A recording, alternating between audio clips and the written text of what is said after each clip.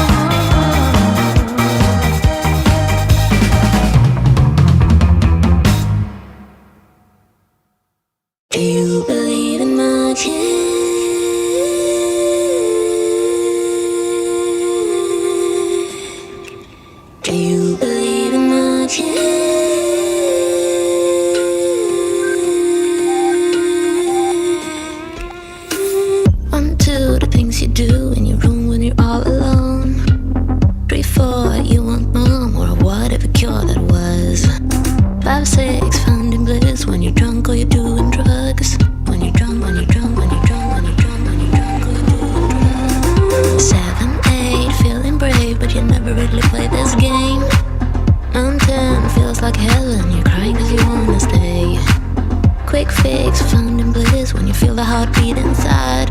When you're drunk, when you're drunk, when you're drunk, when you're drunk, when you're drunk. Do you believe in magic?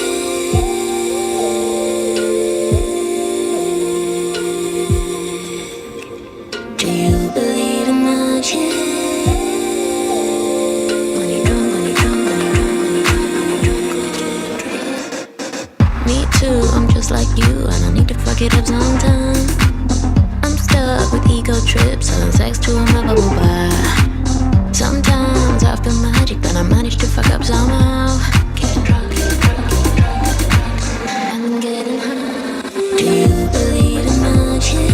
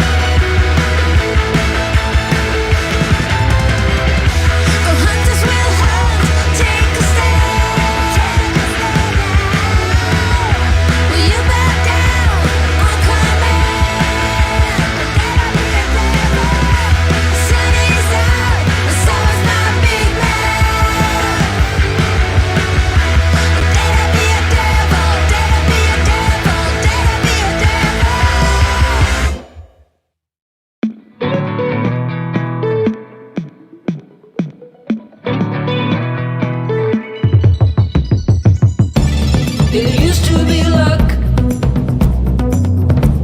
You used to be funny. We used to have time. Time without money. We used to feel bad. We used to look sad. We used to have luck. And time without money. We seem to have the time it took. We used to have our things in place. Now reel me in, I've gone too deep. Forgotten what you used to say. We used to have time. We used to be careless. We used to look sad, but we couldn't care less. We seem to have the time it took. We used to have our things in place. Now reel me in, I've gone too deep. Forgotten what you used to say. Do you feel it? We used to feel this. Do you see me? Young and carefree.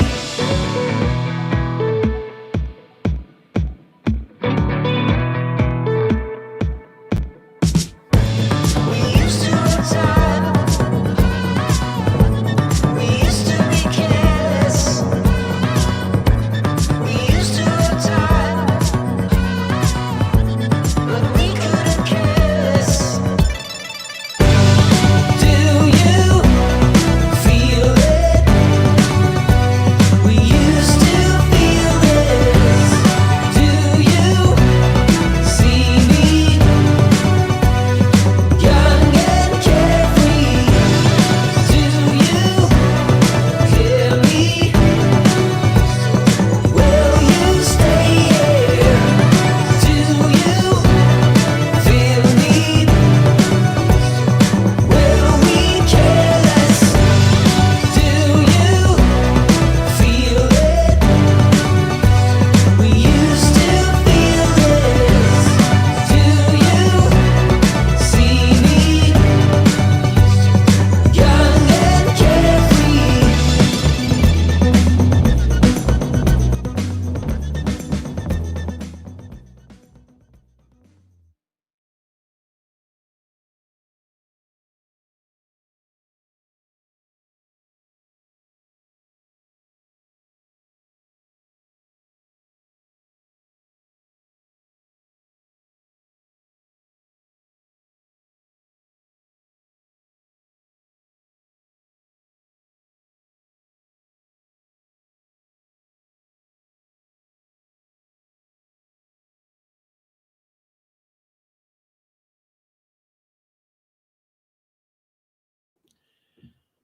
Good call, Anson Knowles. What's up, guys? Hey, sorry for that.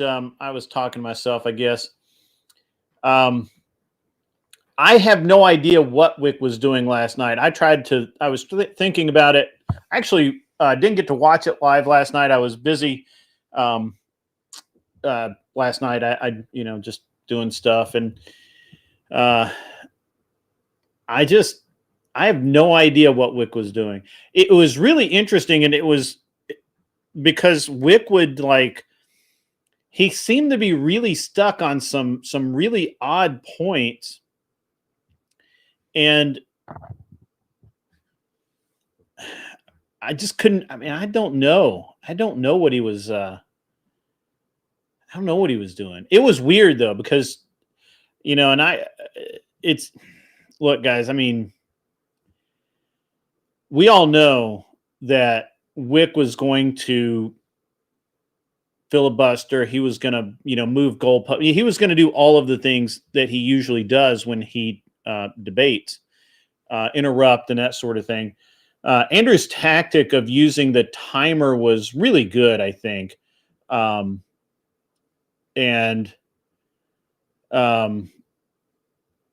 Vibe, you think Andrew couldn't go in on the Bible verses. I disagree. I think that Andrew didn't care because he literally just doesn't respect Wick at all. I think he just wanted to move on into the actual meat of the argument, and the Bible verses were exactly what they were. They were red herrings. You're welcome to come up and talk about it, though. I'll be posting. I'll go ahead and actually post the link, guys. If you guys want to come up and debate, we're gonna start. We'll start the debates up here in a little bit. But Wick was stupid for using those specific verses and then trying to make them into like some weird claim that there's no and that's why there can't be nationalism is also really weird. And I think Andrew found it very weird as well. I personally, I have no idea, right? Like I don't know what was going on in Wick's head. But Andrew did a very good, I thought Andrew did a reasonable job of trying to move forward. However, he couldn't get it moved forward. Wick just would not move forward, probably because he really doesn't actually have any good arguments from a progressive side against Christian nationalism. That's my perception. Now, I think Andrew could have done a couple of small things better. I mean, honestly, I mean, I generally don't criticize people on my own team, right? But basically, and I was talking to somebody else about this earlier today because they have not seen the debate and they kind of were asking how it went, and I said basically, that I don't think anybody actually won that debate. And to even think that somebody won it was really weird. The thing is I don't think Andrew won because Wick really didn't engage in the debate.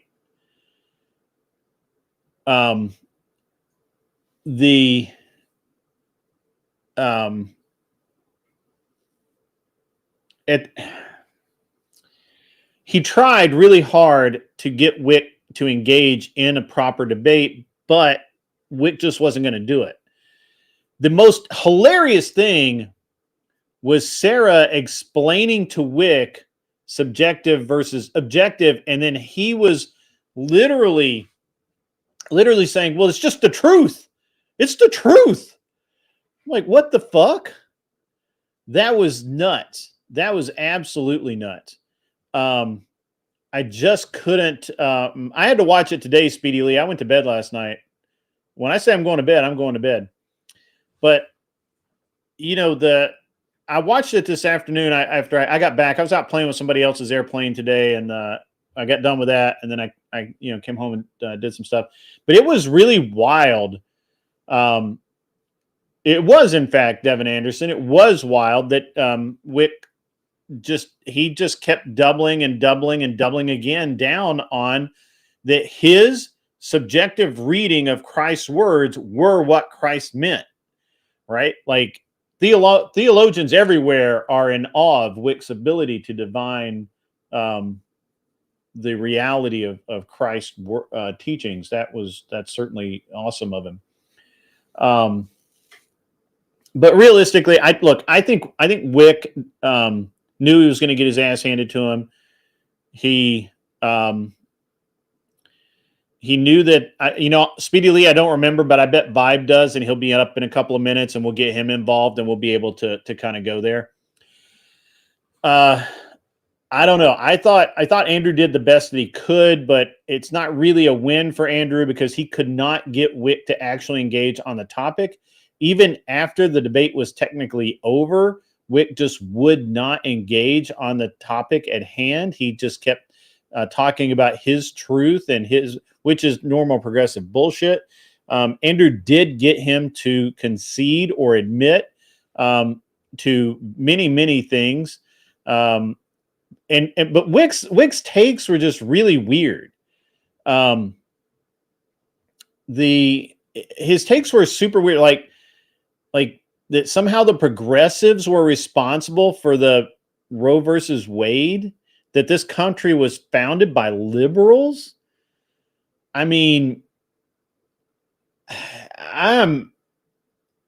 yeah, rambling Chaz Bono technique. Yeah, maybe, I don't know. It was nuts to watch. If I had been Andrew, I would have been really frustrated.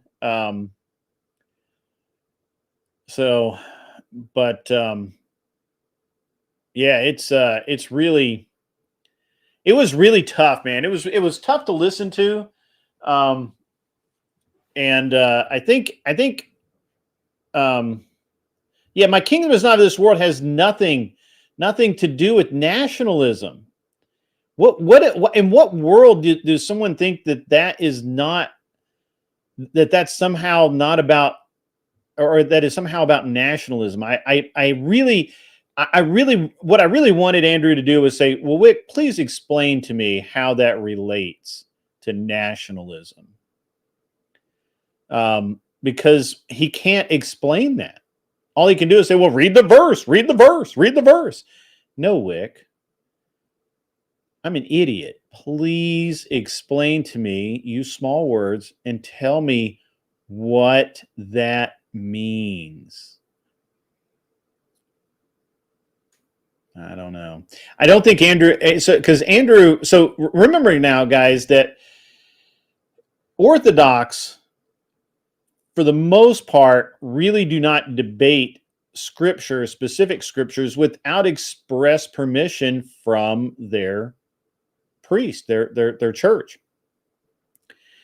And Andrew harps on people all the time about this. And look, the shady side of me thinks that Rick knew that, right? Like,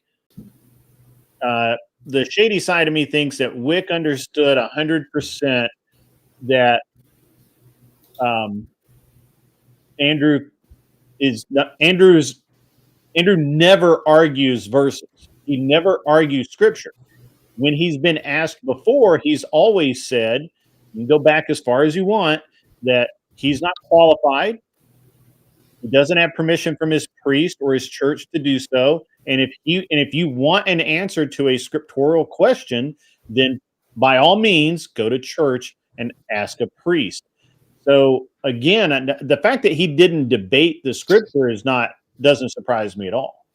Well, isn't that kind of a cop out though?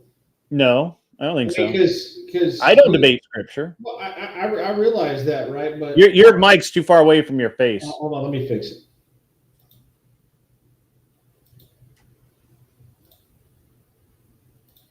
Is that better? Not really. You're getting some echo too because it's so far away. Speedy Lee, Wick did not do a good job of keeping on the topic. I mean, he just would not move on. That's not keeping on topic. That's basically it's almost a silent filibuster. Yeah, Anson, are you using is your sources messed up? Yeah, I think I got it fixed. Okay. Is it better? It's getting better. Yeah, let me how about now? Not as good, but it's better. Have you got the right mic selected? Yeah, I don't know. You got the auto level or whatever? I'm using your IT person right now. That's why I'm having trouble. Okay. Speedy Lee, right? But he was able to basically filibuster without filibustering. Right? That's what Wick was able to do. Wick was able to effectively filibuster and just fill the space with nothingness and bullshit without being able to actually filibuster. Check. That's where it needs to be. Yeah, I can't. I don't know. I got new headset microphone thing, and I'm, it's not doing what it usually does, and me. Yeah, I got you. But I don't think it's a cop out at all. I think Andrew. I think what I think is that had I been opposite Wick in that debate, I would have said, Wick, I don't know, man. You tell me. What does that verse mean to you? And when Wick says, it rambles on, then I could pick apart his ramblings. But you really can't. But I don't argue scripture. Well, he was debating Christian nationalism, right? And the whole, Christianity's entire existence is because of the popularization that occurred from the standardization of their Bible, and that's the methodology with which the nationalism even spread, right? I mean, the Bible was popularized I by don't think Constantine, so. right? I don't think so. Well, I don't agree with the first Christian nation implemented the spreading and standardization of the Bible as a part of their process. Sure. Right? So I can agree that it's a symptom, but I don't agree that it's the method. Not being able to discuss the book that's used to spread the disease of the religion, it's a cop out, right? It's like saying but he wasn't discussing the book; he was discussing a single verse and asking for an interpretation of it. That's right. Again, being Orthodox, Andrew won't do that. Yeah, that's why I call it a cop out, right? Like it was just a scripture, right? But it's a part of the book, right? And that's But again, I would not have debated it anyway. I would have simply said, "What does that mean to you, Wick?" Because it certainly doesn't mean any. It has no. I see no relation to Christian nationalism at all in the verse that you quoted. Well, but that's the point, right? I mean, you people have the no true Scotsman fallacy on steroids whenever you discuss religion, because it just means whatever the fuck you want it to mean, unless it's you have to talk to my priest about it because I'm not qualified, right? I mean, how can you have a conversation with somebody like that? Well, I don't. I don't discuss religion. I know, but often. you weren't in a debate about Christian nationalism, right? If I was in a debate about Christian nationalism, I would point to and as I believe Andrew wanted to do, is I would point to that, Christian nations typically have, and at least in modernity, have a higher level of success than other, I don't know, or other worldviews, right? Like can point. I'm sorry. Yeah, no, that's a valid argument. I mean, because that's the argument Andrew wanted to make, but Wick is the one that got tied up in this verse nonsense because he knows that Andrew's not going to answer it. Well, that, and it's the greatest weakness of you theists. You don't really have a consistent belief structure, and so it was actually a really good strategy. I disagree with not having a consistent belief structure, but that's okay. Yeah. I mean, that was my point in the chat, right? I feel like Wick picked that personally because he knows Andrew's Orthodox. He knows that. Yeah, no, I think so. He does know what the bishop would interpret that to. Andrew also isn't supposed to be giving his interpretation of what the bishop said. Correct. Right? That's why an Orthodox will say you have to ask the bishop. He put him in a corner purposely on that verse, even though Andrew in his head knew exactly what to say, based on being Orthodox. And I could be wrong. I mean, I would agree with that, but I also think that Andrew could have, it was a tactical error not to just simply say, Wick, I have no idea. You explain it to me. How does this relate to Christian nationalism? He kind of did, didn't he? Not really. I mean, he kept asking him.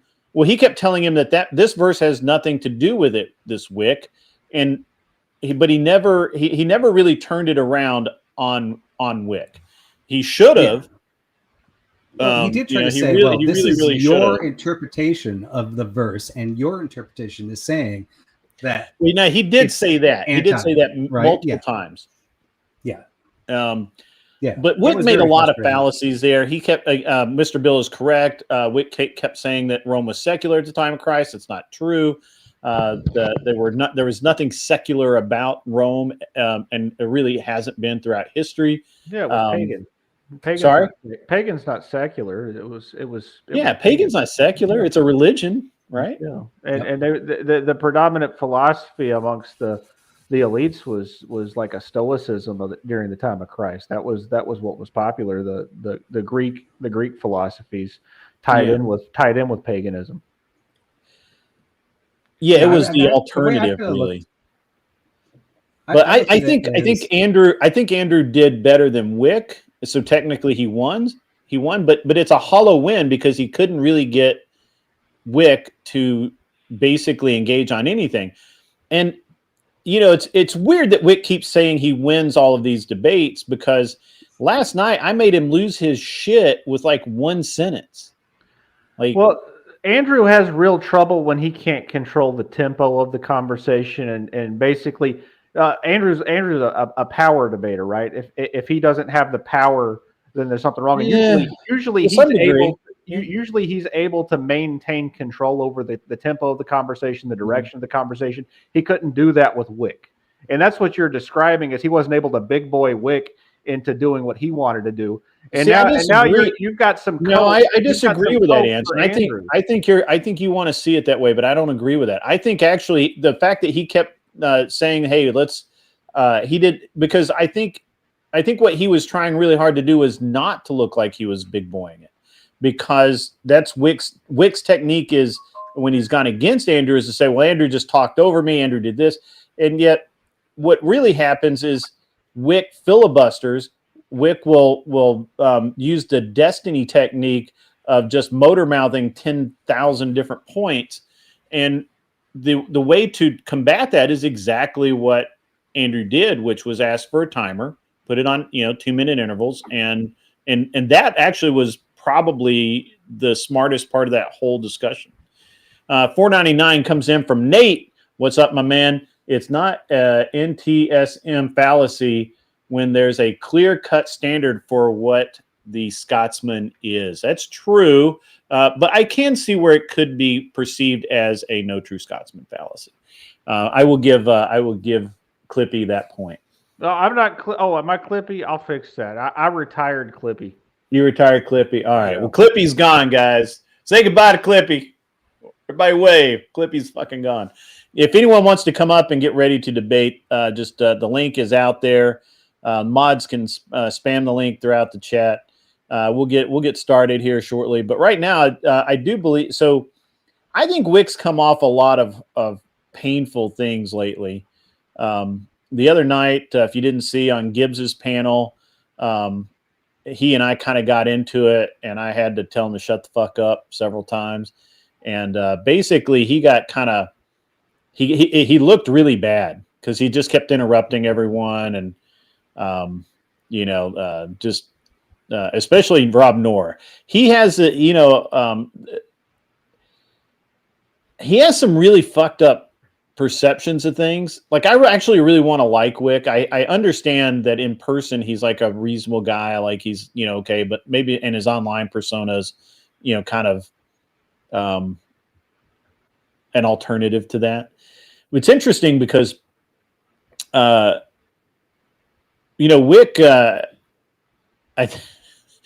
Wick he's just taken a bunch of L's, but he never admits he takes an L, man. He's one of those guys that just will not say, yeah, you know what? I took an L on that one. That was rough. What I see of Wick, I feel like Wick is kind of a middle leftist. He's not a leftist. Like, he claims to be, but but it's like the claims that he made that the progressives and the leftists were the ones that overturned Roe v. Wade. I mean, what a psychotic thing to say. Like that's insanity. He's hosting panels and a huge amount of viewers that are left. And all right. Let's just call it. What it is without progressive victory, Wick wouldn't be anywhere. Without Destiny and Connor and all those other fuckers astroturfing him, he wouldn't be anywhere, right? Like they literally kept, they're the ones that sent him audience after audience, and it's he still hasn't learned how to actually debate, right? I really did think it was the most hilarious thing and sad at the same time thing I've ever seen was watching Sarah explain subjectivity and objectivity to Wick and him still saying, it doesn't matter. I got the truth. All that matters is the truth. I'm like, and it was still based on that Bible verse and the way he was reading it. He's like, here's a Bible verse. Here's my interpretation. And my interpretation is the objective truth. Right. I mean, it's insane. It's insane. Like it's crazy to say that. Even Steelman's going to say it's crazy because it's crazy. It's insane to say that. It's even more insane that Sarah has to be the one to break this down and explain to him. It was how you. There's no way there's no way that anyone could in any realm, I don't care how many hobbits you line up, there's nobody that's going to believe that you won, that you took the W when the moderator's having to explain to you subjectivity and objectivity, and you still don't give it up. You still don't engage. I think that was his whole strategy coming in, knowing that Andrew was Orthodox, knowing that Andrew wasn't allowed to be the authority on the verse he was going to quote him. I feel like he led with that, going, I can use this to my advantage, and I can take an hour of this debate, drilling Andrew that he will not like concede on giving me a definition of what I'm quoting him. I feel like that's what he was doing. I feel like that was his tactic in the debate, because he knew if he moved on to the actual like issues of like what Christians believe, the meat, and like what Andrew was trying to do, like, can we just go to, do you like our values for society? And he just kept on diverting back to, well, we can't talk about that until we talk about whether Jesus would actually approve that we push that to everybody. I mean, I think that's what his point was, and that was his winning strategy, which wasn't, in my opinion, was a very big losing strategy. Having the conversation turn the way that Andrew wanted it, based on what y'all are describing. I've heard him do before as well, which is the what is the outcome of Christian culture compared to secular culture, right?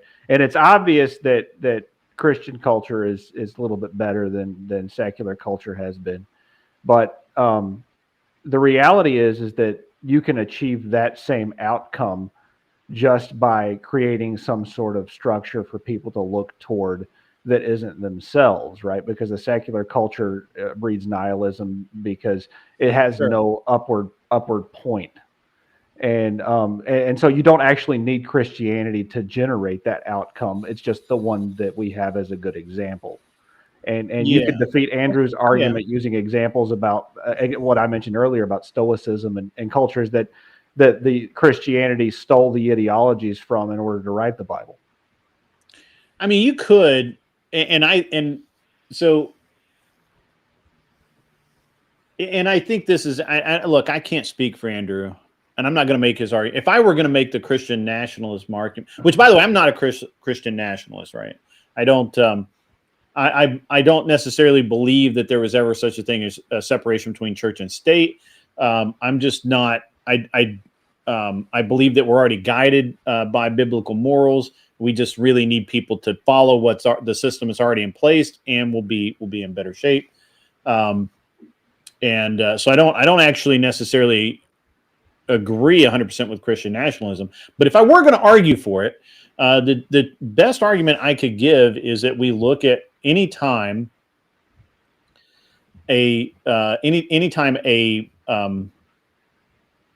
even a Christian-like religion has been in place, the society is better for it, right?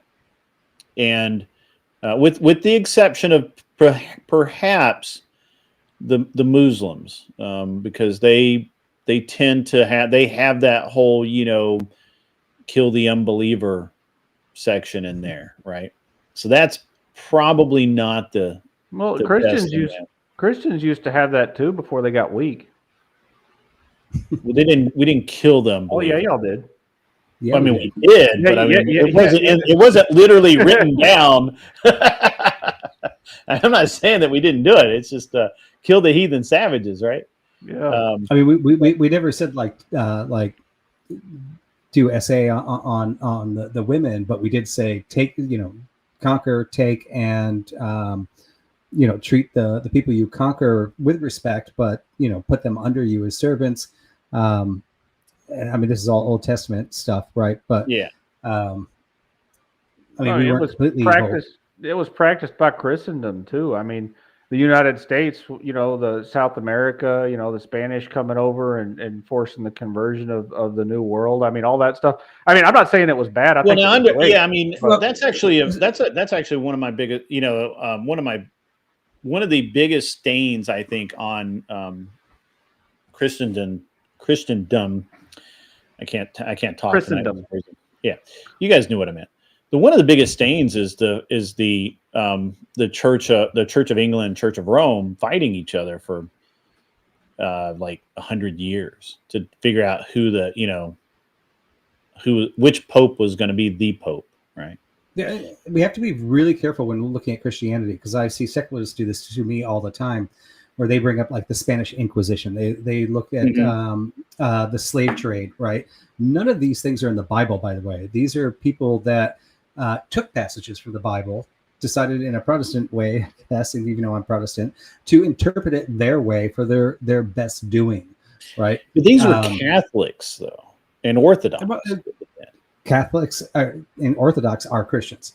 So well, I understand, but you have to be careful, because what you said, Protestant. Oh, I get that. Yeah, you're right. You're right.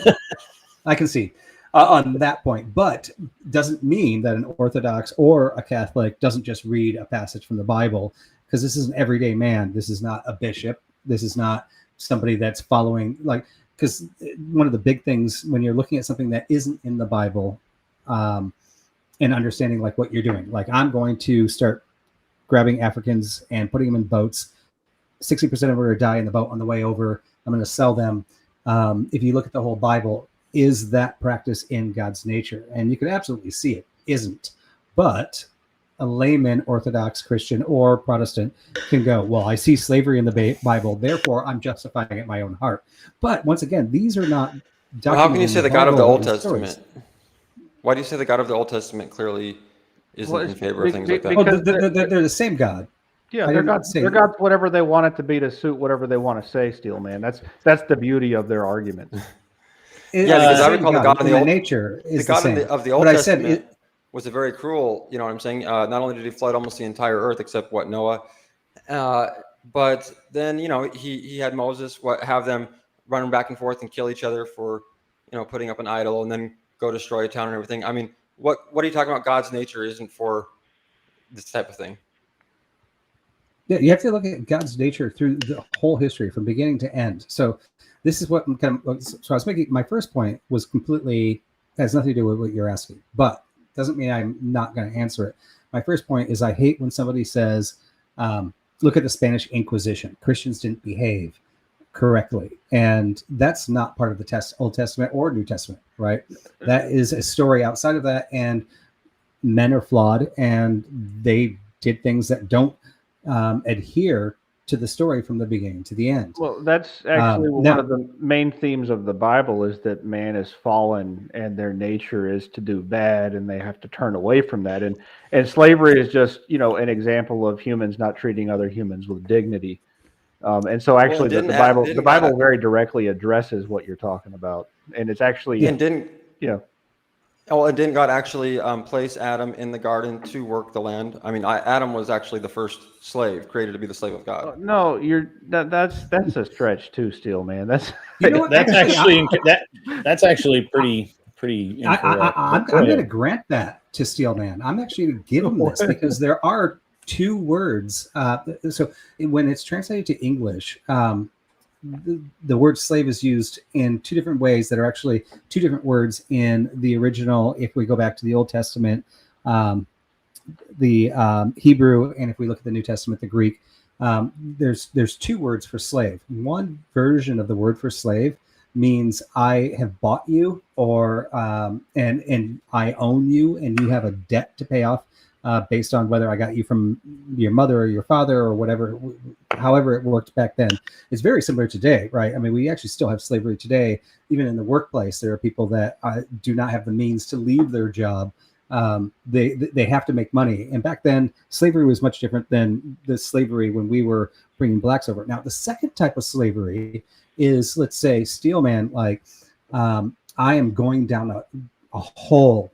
I hit rock bottom and I'm about to die, and you put your hand down and you pull me up from that and you save me, and you basically brought me back to life, and you showed me the way. It doesn't have to be religious, it can be secular. You just said, you know what, there's a better way, vibe, and I'm going to show you that way.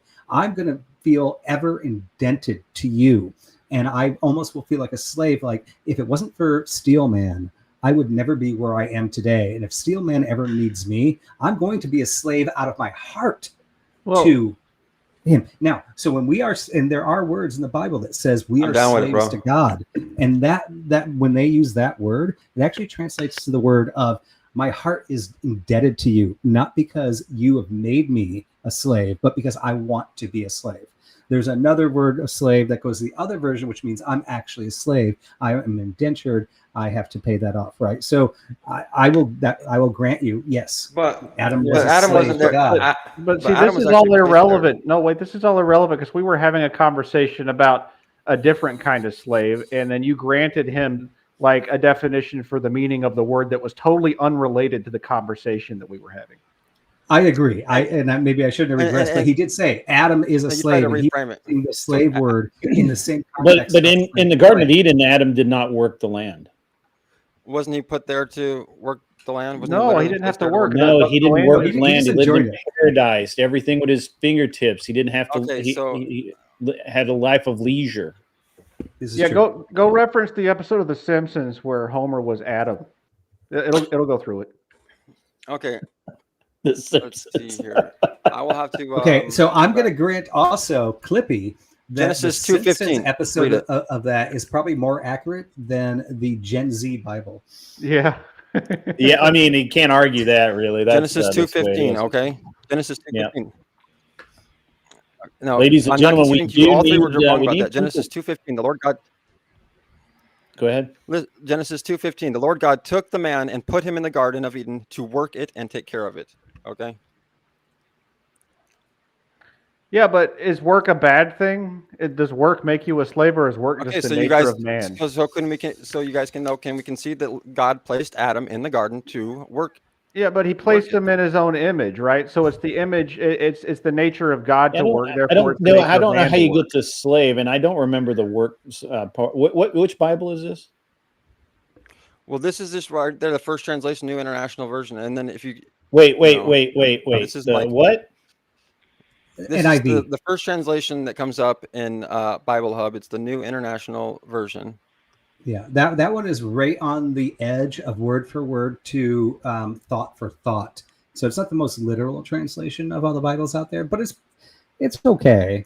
And my point being is that not only was God for killing literally everybody on the planet practically, and had to literally like swear he wouldn't do it again because he feels so bad about his anger and all that. But right there, you can see that even for slavery, and when we can get into how I'm sure he probably told his people several times to like enslave people or whatever. I mean, I don't know about all those details, but I can see right there in Adam, again, if he's put there to work the land, and then I just can't see how you're making this argument that this God Which was argument like am I making? self-evident. The God of the Old Testament, that it's self-evident that he wouldn't be for slavery.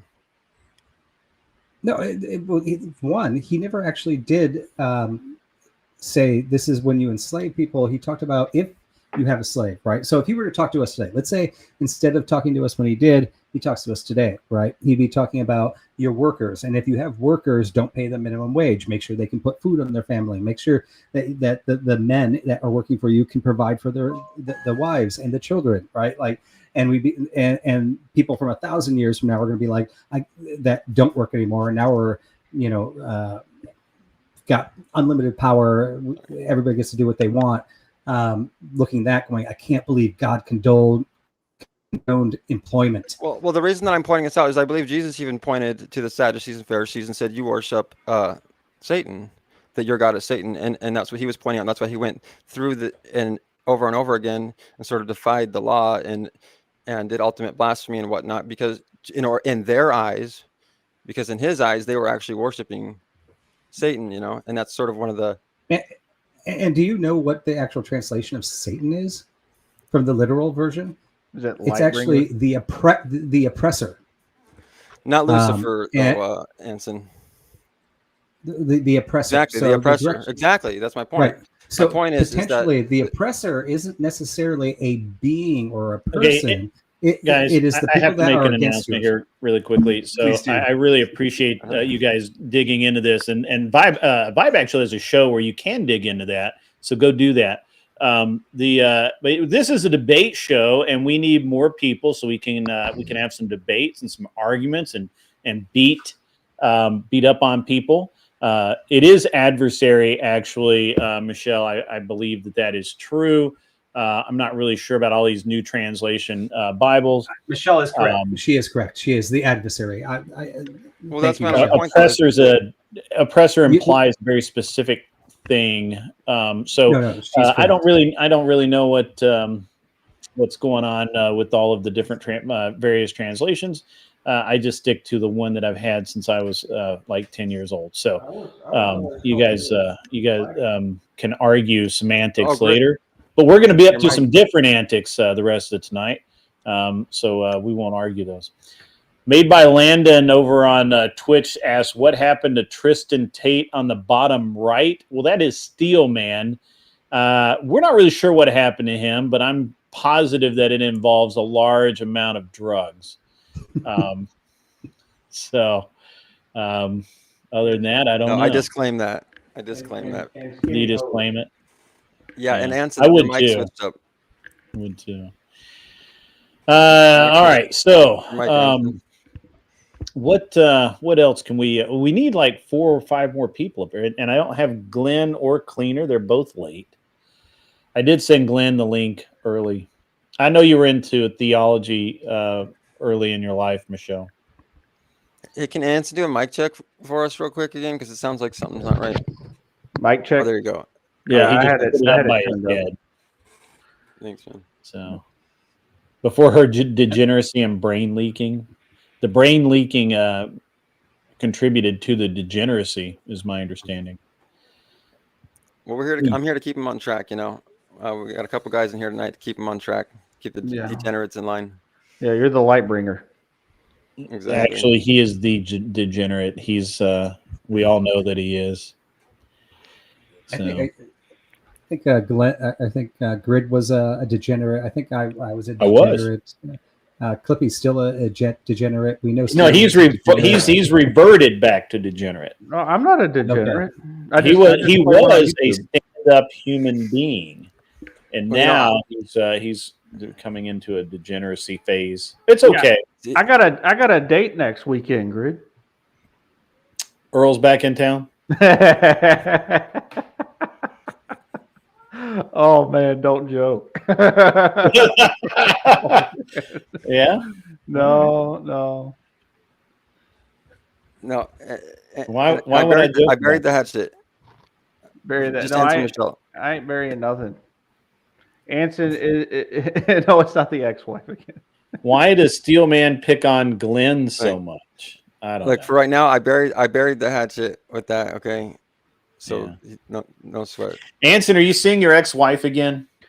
To deal with the kids, yeah, but I mean, I'm not banging her, so. Okay. I mean, it's a legit question. It is. I mean, it's not for her lack of offering. You know, I mean, I'm a specimen. You know, once you get on the ride, you don't want to get off. Sure. Yeah, absolutely. Until you get on it. I'm actually really surprised Kel isn't on here already. She's debating elsewhere, Grid. Is she really? Oh, yeah. She's doing that debate over on Sarah's tonight, right? Yeah, that's why you're missing a few people, because there's some overlapping audience of people who would want to watch that. Because I mean, who wouldn't want to watch Kel? The crash out? Just see how well she can maintain her composure.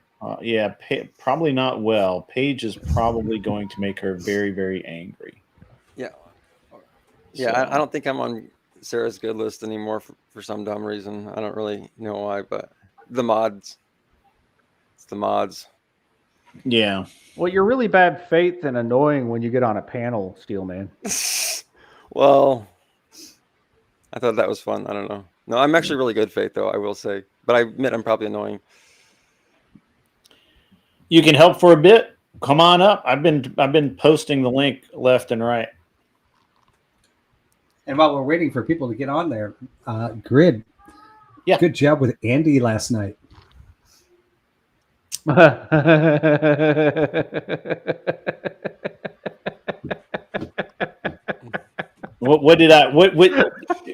give me a specific reference. So I was barbecuing and I had my phone and I watched like 3 hours of you guys like just trying to get Andy to go, you know what? And I think he did in the end, but I actually ended up having to put the kids to sleep. So I didn't get to see the wrap up. Yeah, I know where this is going. And hey, you were being truthful, and I love how you actually showed him how to be a man when he like did that to Beth, and you just said, I'm shutting this down, right? And he was so offended by that. And I think you did the right thing, and I don't think at the time he understood. That's where he's lacking. That he doesn't even understand that behavior is not the right behavior. But I watched Glenn just soft. Yeah. Are you guys secretly talking about Anson right now? I'm just kidding. No. So there was this guy named Andy, Cyber Andy, and he was on Glenn's last night. He's always drunk, apparently, when he streams. Yep. And I don't care if you're drunk or not. I'm just going to say the same things I would say if you were sober. So you might as well just, buck up. And so I was actually sitting at my desk. We got a $2 name change coming in already. $2. Oh my Change God. Steel Man to Raging's Beach. I mean, man paid for it, so That's too funny. Anyway, so Andy, he had, well, first of all, the first thing that I found out was that he had yelled last week or a few nights ago or something at Kissy Cat. Now he called her a stripper. Yeah, said she was a stripper and a whore, and I'm like, wait, what? Kissy Cat? No, come on now. That's not cool. What do you mean? Strippers are cool. No, they're not. And so I went on there, and I was listening to him just ramble and make all kinds of freaking excuses and just all kinds of nonsense. And I'm like, all right, I'm just going to jump up really quick. I got nothing better to do. And so I come up there and I'm talking to him and I'm being very polite. And then Beth goes to make a point, and he told her, he talked over her, I think he told her to shut up or something like that. And I'm like, no, don't fucking do that. Captain Savaho. That is not cool. And so he was just being very rude. And so, he kind of been rude to everybody, but I had it at the end of it. I was at the end of my rope on the, just hating women. It is pretty apparent that the dude hates women, right? So, Grid, yeah. let me tell you about Cyber Andy, just in case you don't know. I've been on panels with him a few times, and I've watched him do all of the things that made you ban Imperius from your panels. Oh, I'm sure. So if you ever get the chance, keep if you let him on one of your panels, keep your finger on the trigger to get him booted, because he is notorious for being a TOS spurg. I was shocked he was on Glenn's panel, because that's my understanding about Cyber Andy as well, is that he was really close last night. So, and I don't know if you caught that. Who's dying? Clovertech. Yeah. Oh, all right, that's okay. He'll only come close. He's not going to die yet. So Cyber Andy. So at first I was trying to really actually help Cyber Andy, and then I realized that he's nothing but he's just feels sorry for himself. He's just a fucking pussy.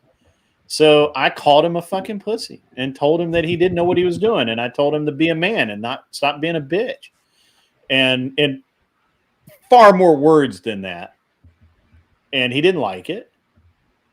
And so I tore him up a little bit before I left.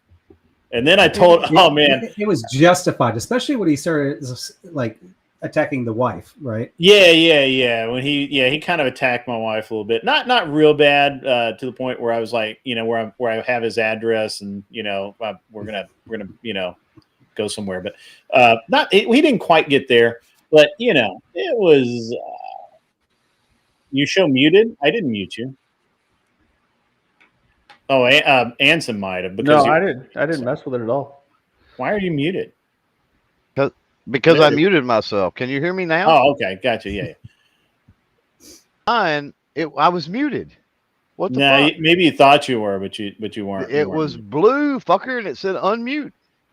Yeah, I don't know. So anyway, so the dude, so Andy, for whatever reason, he decided to kind of go. Yeah, he's kind of going after my wife a little bit, and he made a very racist comment. Yes. Which actually I found very funny, and I literally told him. Yeah, I had a feeling you were going to. I literally told him that my badass Chad of a son is gonna bend his daughters over a park bench, and they'll love it because he's awesome. And I remember that really got under my skin, saying that your son didn't have an identity because he was some kind of halvesy. You know, Yeah. it's like he has no consent. Like from my perspective, what I saw is somebody who played a perpetual victim to get sympathy from people, and when it didn't work, he just started attacking them. He's like a covert narcissist who got found out. Right? He has to get in defensive mode because he got his feelings attacked. But in reality, he's just an alcoholic. And he's pathetic. Yeah. I think I might have found Steelman's brother here. Stand by. I've got a picture. It might actually be Steelman dressed up. I can't tell. Help me out with this, guys. If you can. Oh wait. Why is this not? There we go. Is that you in a tux? There we go. Nice. Do you still work for Geico, or what's up with that? I should actually sue them for using my likeness. Using your likeness without permission. Yeah. Dude, get them to settle at least, you know. I know, right? Whoever did your nose did great work. I mean, it's a lot better. So, yeah, no, that's the thing is that you can't come at me about any of my family stuff and really get me mad. But it was funny to go back at him because I mean, once you go there, that's just. Gloves. That's time for full contact. I mean, that was a double whammy, right? It was openly racist and an attack on someone's child. Yeah. Like that, you don't do that in like any kind of civil conversation at all. It's over the line, right? I mean, I don't understand why Glenn kept him on the panel after that. Yeah, I don't know. I don't know that Glenn caught it right away, but then I heard somebody sent me a DM. I forget who it was. And they said, Anson, that you and somebody else were up talking to him. Yeah, me and Cleaner. And Anson. Oh, Cleaner. And Cleaner was apparently tearing him up. I didn't get to hear that part of it, but yeah, that dude needs some help, man. Like he's first of all, he drinks too much. I watched the Cleaner part. Sorry?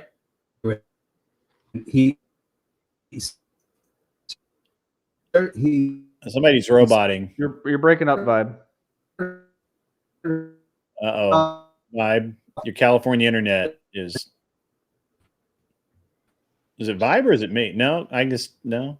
Cyber Handy's still rolling. That's what happens when you got lefties installing your shit. Skynet has activated. We're fucked. I actually have Starlink. I don't use it, but I have it. So what's up, Kevin? How you doing, man? Are We Not Minions is back. So the other day, by the way, Kevin and I know each other in real life. We hang out every once in a while, but he sent me this link to this race car that's for sale, and these people are trying to get out from underneath it. I guess they're selling it. and it's a really good car. It's a speed source car, and he's like, this seems like something Grid would be interested in, and I'm like, still got one. I still have one, so I don't need another one for now. I was out today tuning a rotary, Kevin. I was doing work on a rotary powered airplane, and it might be over propped. I don't know, but I'm thinking it's there's Vibe. Vibe's back. All right, Vibe. What did you have to say? Yeah, I wasn't. I got lost there. Sorry. Yeah, I was trying to just figure out my problem, and I already lost my thought. So I apologize for that. Oh, no worries. I do have more than one Mini and more than one FD, Kevin, but I don't need more than one race car that I don't even drive. So, yeah, Vibe got overpropped. Yeah, I think the airplane I'm working on right now is it might be overpropped for the motor because it's. I mean, it got up to 6,500 RPM and it just like stayed there perfect, and it's perfect air fuel ratio, perfect. Everything's perfect except it just won't go to 8,000 RPM like it should.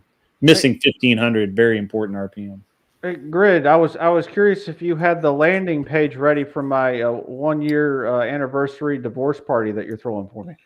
I did not know that I was doing that, but I do have. I have a lot of progress made for my event in November. I've got coffee mugs coming.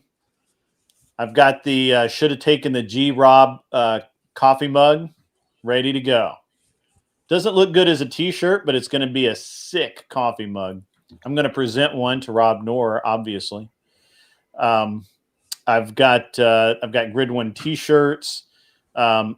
And I went old, just for you, Anson. Actually, no, not just for Anson. Just because I dig the style. It's the 70s ringer style T-shirts with the blue ring, white T-shirt with the blue around the collar and the sleeves. Yeah, or blue, black, gray, whatever it is. So yeah, it's going to be awesome. And so you guys will all want one of those as Grid One across the front in the logo from the race team. I got Yeti style cups coming, the steel tumblers. Got those. And those will all be on the website here in probably by the end of next week, and you'll be able to order them up. Hats are going to take a little while longer. I have some hats that are really similar to what the Crucible has, except that the problem is that they're embroidered, not the leather patch, so I can't get the man card hats made that I want. So I'm probably going to do a version of the Grid One logo on one hat, and then the leather patch hats, those have to come from somebody else. So which I'll get those locally. So yeah, we're gonna have all the merch is coming together. If you guys have something that you think would be cool to have, shoot me a DM on the Discords, and I'll take a look at it. And so that should all be on the website. I'm hoping this time next week, and you'll be able to pre-order it for the event. After showing the studio that you rented out and everybody is going to be there, I'm like so dying to go. But I'm leaving for Australia on November 17th, and I said to my wife, I was like, "Can I just go there for one day?" She's like, "Hell no!" Because we're going to Australia, Fiji. No, Vibe, you did it wrong. What you do is you say, we're going to go to Nashville for a day and a half, couple of days. We're just going to have some fun. There's a great hotel Vibe. It's the Virgin Nashville, which is by it's Richard. What's his name's? Yeah, I checked that out too. I saw. Yeah, it's a sick hotel, man. Yeah, it's pretty cool. My wife and I are going to be staying there, and so it's literally like walking distance down to the studio, and there's all kinds of really cool stuff. Surprised I'm not having proprietary ammo manufactured. We could do that. I got an in at Hornady. Well, we're doing Australia, then Fiji, and then wrapping it up in Korea. So throwing Nashville on the front of it is just little bit too much. That's the perfect way to kick it off. Get some country music, get some barbecue, you know, and you get some good debating. Next round. Your wife can meet all your friends, you know. Yeah, she'll probably like that. I think she's got more followers than me, so. Yeah. See? It's perfect. But yeah, so I got all that stuff going on for the event. As far as I know, we're combining the Crucible opening with my event, so there'll be more people there than probably I originally thought, which is fine. And you know, it's going to be okay. It's going to be a good event. Really need a few more people up here so we can start baiting. We don't have enough to debate yet. And Vibe's going to peace out here in like an hour. So, because you're muted. You muted yourself. I'm gonna try to stay on for this whole route here. The whole thing? Whoa! All right, we'll see. I'm surprised Gibbs isn't here. I sent him the link, and I'm actually really shocked he's not here. You know, this is actually one of my most favorite shows to do. However, it's also the one that has given me the most hatred so far since I've been joining panels. Really? Yeah, because when we debate on here, we don't necessarily debate a view we agree with. Yeah. But some of the people I've been really good friends with saw like a debate with me and like Kel, and all of a sudden now I see them like throwing up chats and every panel I'm on about how I don't believe women should get married, and I'm a bigot and I'm a racist and I'm all these things because of the debates I do on here. Because we just debate for debate, not because we're actually. Sometimes we're debating our view, sometimes we're not. Right. Gays holding hands, and people are taking my debates like because I won. They're like, "Oh, he's a horrible person. How could he have ever debated that?" So yeah, this is where I'm getting all my hatred from. I'm super surprised nobody has clipped me. So. Yeah, it's an interesting thing. I think I've done that twice. That I took the opposite. It is interesting, but I mean, it's an interesting time, right? So it's I mean, you see it all the time with Andrew too, right? Like Andrew will throw out a hypothetical scenario. Let's say I did this, and it's a horrible scenario, and he sticks to it. Now, any reasonable person watching knows he doesn't actually believe that, but next thing you know, there's like 8,000 clips of him saying that on the internet, going, "Look at how horrible of a man this guy is." Yeah, but that's an excellent growth strategy for people to click on you to hate watch and realize that they actually believe with you, and you get subscribers because of it. Yeah. I mean, that's an excellent strategy of monetizing your haters, like directly. That's what you want to do, is monetize your haters. It's an interesting thing, you know, like the way that debate works. So my wife's always like, you know, why are you yelling at these people? Like, why are you even talking to them? It's such a stupid opinion for someone to have or something. And I'm like, no, you don't understand. This is just, we're going back and forth. It's fine. Don't worry about it. And it's very interesting the way people look at things. The one debate that Andrew Wilson and I had was over mandatory paternity test. I remember that. And it was on Glenn's channel. It was just an impromptu thing. And of course, I'm a small government guy, so I don't believe the government has any business making anything mandatory, really. But and I was sticking to my guns on that. I was like, yeah, you know, I don't believe that.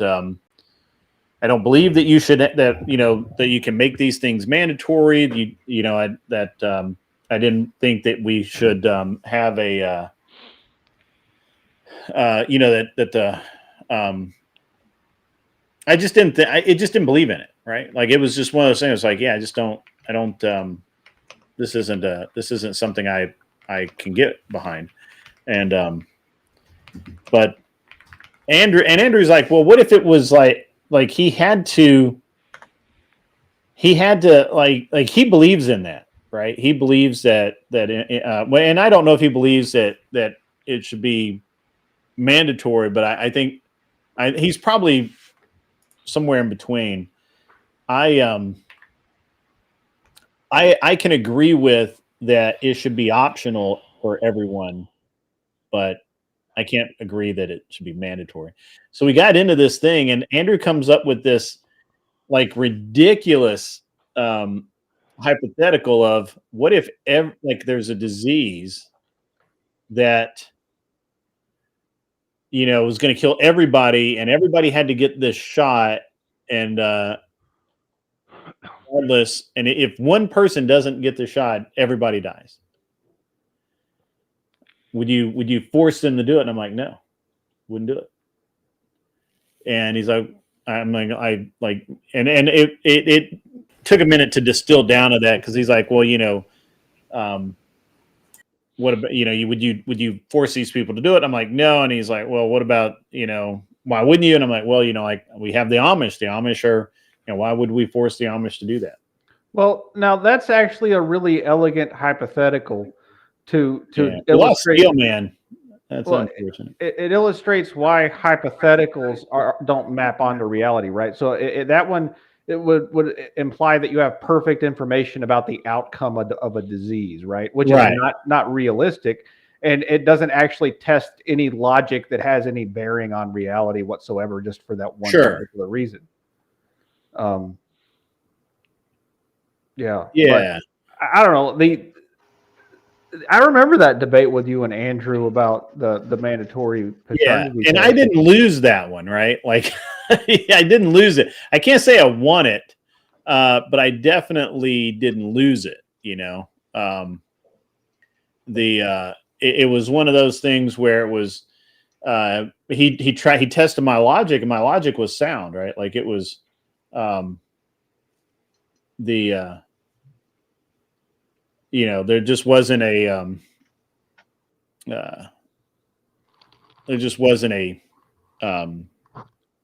I just couldn't get behind it, you know what I mean? So you got Glenn Lawrence up in the house. What's new? What's going on, man? Just chilling. Not much, man. Not much. We were just talking about that debate that Andrew and I had on your channels. At one time that Andrew and I have debated. Oh, when he mopped you up? He did not mop me up. I got video, bro. I got the prove video. it. I can. That's okay. Why you got to bring up old stuff? That's all last year. I didn't win, but I didn't lose either. I don't think either one of us. Look, we're in the here and now. What are you doing now? Right. Okay, we're in the here and now. Okay, I got you. Hey, Glenn, are you coming to my 1-year divorce party that Grid's throwing for me in Nashville? That's hilarious. Didn't you ask me to bring the entertainment? Well, I mean, I'm getting a cake commission, and I've already got a lady agreeing to jump out of it for me. So, Anson's got a hot date next week, Glenn. Oh, does he? Yeah, man. That's what he said. With a robot? Person? Robot? Which one is it? It's a real woman, dude. I think it's I killed Earl again. I think I never dated her, Grid. That's what you say. Yeah, we never had a thing. I just happened to be at her house one time when I was streaming. That's all. I just happened to be there, just at a whim. Like, just so happens I just decided to climb through her window. Yeah, I'm kidding. They say he might have climbed out of her window, but he didn't climb in her window. They said I don't understand women, when a guy did something nice to them and stuff, they always had to say some dumb shit. Like, if I make you breakfast in bed, a simple thank you is all is needed. Not all this, how did you get in my house shit. Yeah. Right. That's funny. I think we lost Steelman to the other debate show. We need Steelman. Yeah, we do. He did need him, yeah, but he's probably tired of getting beat. And I yelled at him the one time. He didn't like that. So. I was going to suggest you make him a judge tonight to stroke his ego a little bit. He would be an excellent judge. Speaking of judges, by the way, I've got a little bit of a bone to pick with you on the judging of my last debate. Why did you lose? Or Anson? Anson. Oh, yeah. Everybody's got a bone to pick with Anson over the judging. Yeah, Were you debating Kel or some other female? No, this was the stupid science or nerd science fiction debates where I picked the side. I said the side I picked, and the guy debated the same one. And I opened with my opening statement. He opened with basically the same opening statement. I said, as soon as that was done, I said, debate's over. You just verified everything I said. But somehow Anson said it was a tie to me. And I'm like, how could that be a tie when he was literally making every point for me and he was just confused who he was debating for? So I was like, I think that was a lose on Anson's side to not catch that. And I think it's a lose on my opponent's side not catching it. And me being the only person during that whole debate that kept on saying, you keep on making my points. Vibe. Now, if you were doing an effective job of pointing that out, I would have noticed. Obviously, you feel like you did a better job than you think you did. I think you need to, go back and watch some game footage, reassess your own performance, and then come back to me and apologize later. I don't think so. I'll put the clips together and let you apologize. Okay, that sounds good. You can do it on your stream. I'll surely watch it. No. You did pick I did actually go back and rewind it because he's like, no, he didn't. And I rewound it, and I was like, wait a second, I did say it very plainly. I know that I did call it out after both of our opening statements. I said, I think this debate's done because the guy was really confused, though. I mean, let's just be honest. He's a little. Yeah, he swapped sides in the middle of the debate. Like a minute and a half in, he swapped sides. Yeah, and then he was mad about it. Yeah. No, I caught that. But Anson, actually, your mic is really low. I do like your scoring, and I really do actually appreciate your input on everything. So don't take that as a knock. Oh, which scoring do you like? Because I've changed it from the way I used to do it. I have a simplified model now instead of like a 42-point model. It's just a 5-point model. I don't know when you switched it. I think the first debate I did, I remember like waiting 5 minutes. You're like, I'm still calculating. But I don't really care what your point model is. It's more the critique that you provide afterwards. I like. Oh, that. my comedic flair. You're telling me that I have excellent comedic timing and that you love my color commentary. Nobody's saying that. I really appreciate your constructive compliment, Vibe. Yeah, nobody's. So saying yeah, my point to your timing would be not that great. Okay, good. Yeah. Yeah. Cleaner, I heard that you went after that dude, Cyber Andy, last night after I dipped out.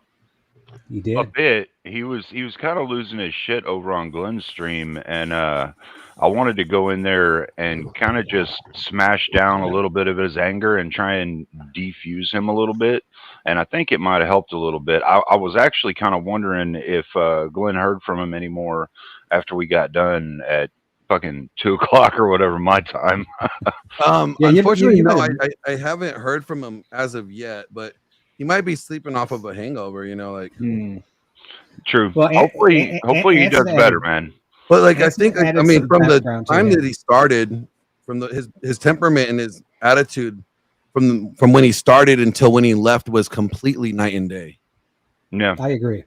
I think you guys. Like I had to yell at him a lot. It's almost like he's emotionally dysregulated like a woman, and he doesn't have, any business in civil conversation. Yeah. No, I mean, he reminds me of like a lot of guys in the red pill space that are they're focused, they're hyper focused on the negative behavior that women have done to them, right? But they failed to acknowledge their role in experiencing that negative behavior to begin with. 100%. So it's like they think by just even saying that, by highlighting that we are trying to excuse the woman's bad behavior and blaming them. And it's like, no one's taking away their blame. We're not saying that they're less wrong at all for what they did to you. But what we're saying is that you are also responsible as well here. So until you're able to accept that responsibility and address that yourself, you're going to be running into the same problems over and over and over again. Yeah, for sure. Yeah. That's true. Well, and I've always believed that there's a way to get into any conversation and diffuse it, calm it down, keep it from getting to fisticuffs or bloodshed if necessary. Although I'll admit, I mean, you know, I don't always do that. Sometimes I would much prefer to just knock a motherfucker down, so I do. But when we're dealing with somebody who looks like they're a person who's just in that depression defeat cycle, it's hard for me because I've been through it myself a couple of times in my life, and after my wife passed was probably the worst. So I see that, and I know what that's like for other good men to go through. And so I don't want to bash them. I don't want to beat them. I want to attack that anger and break it apart and put something calming in there and bring them around to talking about something good about themselves. And Glenn hit the nail on the head. It was like we were working in tandem, like we were fucking synced up. As soon as I got him to start calming down a little bit, Glenn jumped in there and started asking him questions about things that were positive and all that. And it was like it fucking worked perfect, man. Oh yeah, no, it was like orchestrated like to perfection. Just the way that it just flew right. It just we did a really good job at working on that with him. I hope it helps him too. I really hope he does change. I do. Y'all are I don't know if patient is the right word, or eager to waste your time on somebody not worth it is a better way to put it. But some people, and I've experienced Andy a few times, and from what I've seen, some people don't actually want to be helped. They want to complain, and he may have appeared to have received something, but I wouldn't hold. All I said was his demeanor and his attitude was more positive at the end. I never said that he received anything. I just saying that he was less confrontational and angry about it. Yeah. And I mean, the truth is, man, like being in the military, I could tell you, I had a number of troops that came through, another number of guys that I worked with, number of guys that I worked for. So all types of mentalities, and every type of mentality has a way of breaking, taking it down to the foundation and rebuilding it with something good. I mean, there is no one on this planet that you can't break down and rebuild into something good. I don't think anybody's a lost cause. You know, I don't think, as long as they have breath in their lungs, they can choose to not be a lost cause. Now, if they choose to not make the change or not be, really willing to accept that they have work to do, then they're sabotaging themselves. But as long as they have breath in their lungs, they have the opportunity, and they're worth it, I think. I didn't realize y'all were such cheery optimists. I totally misread y'all. I'm cautiously optimistic. Yeah. Cautiously optimistic. Yeah. The way I look at it is as if people thought that I was a lost cause, then the people that have helped mold me in my life, that have given me the opportunity when they had no reason to invest in me in this, would have written me off too. So just because someone thinks, someone appears to be a lost cause, if we write them off as a lost cause without giving that opportunity to be proven wrong, then we kind of eliminate any future growth for prosperity in the world. It takes trying to, knowing that, like, this person seems to be a lost cause, but not giving them the opportunity to prove you wrong, then you guarantee that they're a lost cause. True. Yeah. And, to be fair, Anson, I'll admit, man, some troops took a lot more work, and like me, I was definitely not a good man. Whenever I got into my first job in the military, I was definitely not a good man, and probably through most of that job, I was not a good man. Coming away from that, and having a more civil side job, um, I I had somebody that was working with me for years to turn me around, and that man was very patient, and I have a lot of respect from him. I mean, like like a second dad, you know. I wouldn't put him at the level of my dad because I have more respect for my dad than anybody ever. But I put him right below there, you know. Like he did a lot of work to help me. And I mean, 3 years, man. It was about 2.5, 3 years. The guy worked with me and helped me turn around. And you know, so like, I mean, if it takes a conversation with somebody, that's nothing. It's a drop in the bucket, you know. I get that some people are going to take a lot of time, though. I did, so I understand that. Yeah, and I agree. You know, it's just like, I mean, I have this very similar story. I mean, I've had many mentors in my life throughout the 41 years I've been here, and I agree. Like, I won't put anybody to equate the level of my dad or my stepdad, but you know, Thor was a great role model and asset in my life that definitely helped me because I was very nihilistic. I was very doom and gloom, you know, and he's the one that's been the most optimistic person in the world. So even, you know, dying from cancer, he was still very optimistic about things. So it's just like, yeah, I mean, you need to have role models like that. And the sad thing is we don't have enough of them today. I think that's what's wrong with these guys. They have no reason to think positive, and there's no positive role models for them. I agree. I don't think we have enough positive role models, good men that are able to be brothers.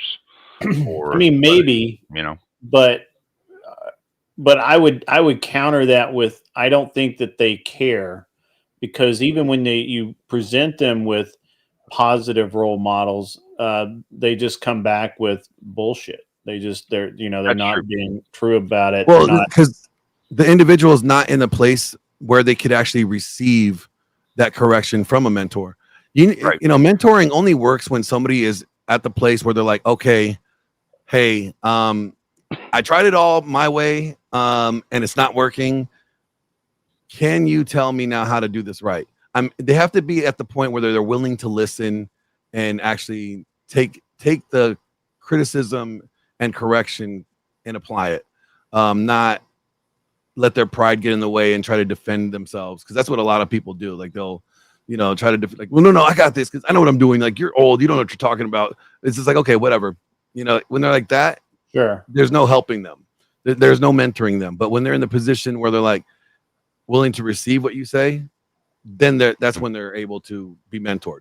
So it takes one, we need to have more mentors, which we don't.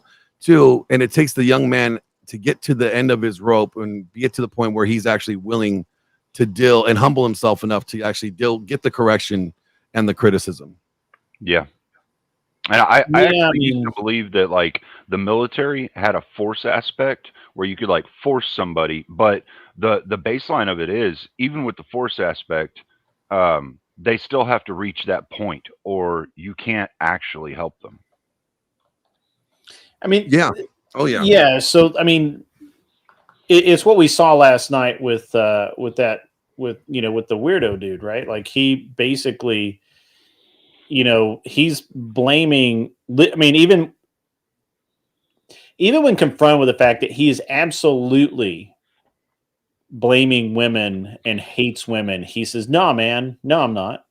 But literally every word out of his mouth was blaming women. All women are going to cheat, right? Like if you're gone 6 months, your woman's going to cheat on you, right? And you know, at the end of it, he actually did concede to realizing that, like, yeah, there are things that there are factors that men play a role in that as well.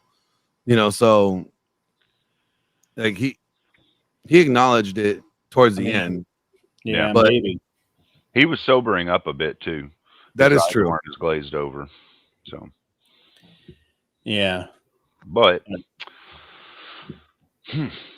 yesterday was like, man, it was like was talking to 10th Man yesterday before that, you know, with his gripe with Andrew.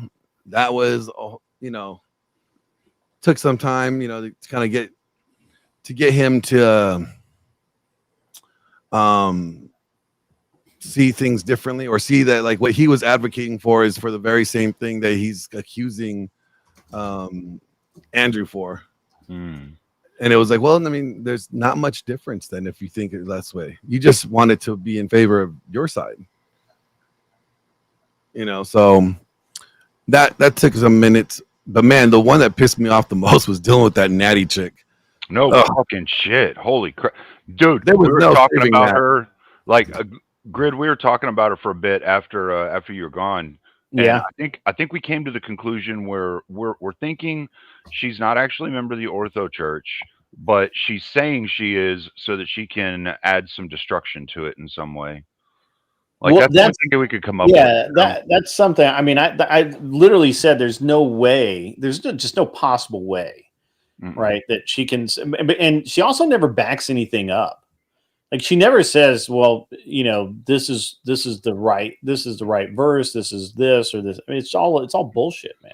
Mm-hmm. All bullshit. Well, it's like, it's funny because what Feelings. she says Bullshit. literally she contradicted so many of the church fathers like own statements on it. And I would bring them up. I'm like, so what about this? Like, it doesn't mean that. To be subject to does not mean, you know, he has authority over her. Oh, okay. I don't know what that means. I don't know what that word means. Then you're redefining it. Yeah, and that video she linked of the father that was going through and explaining the submission concept between a husband and wife and all that. It was like everything that he said, she said the exact opposite of, and said that that's what he was meaning. And that's like, he was pretty clear on what he fucking meant. I don't think it needed a woman take on it, or a feely take, or a fucking insane take. But she came through with that. Yeah. It's an interesting.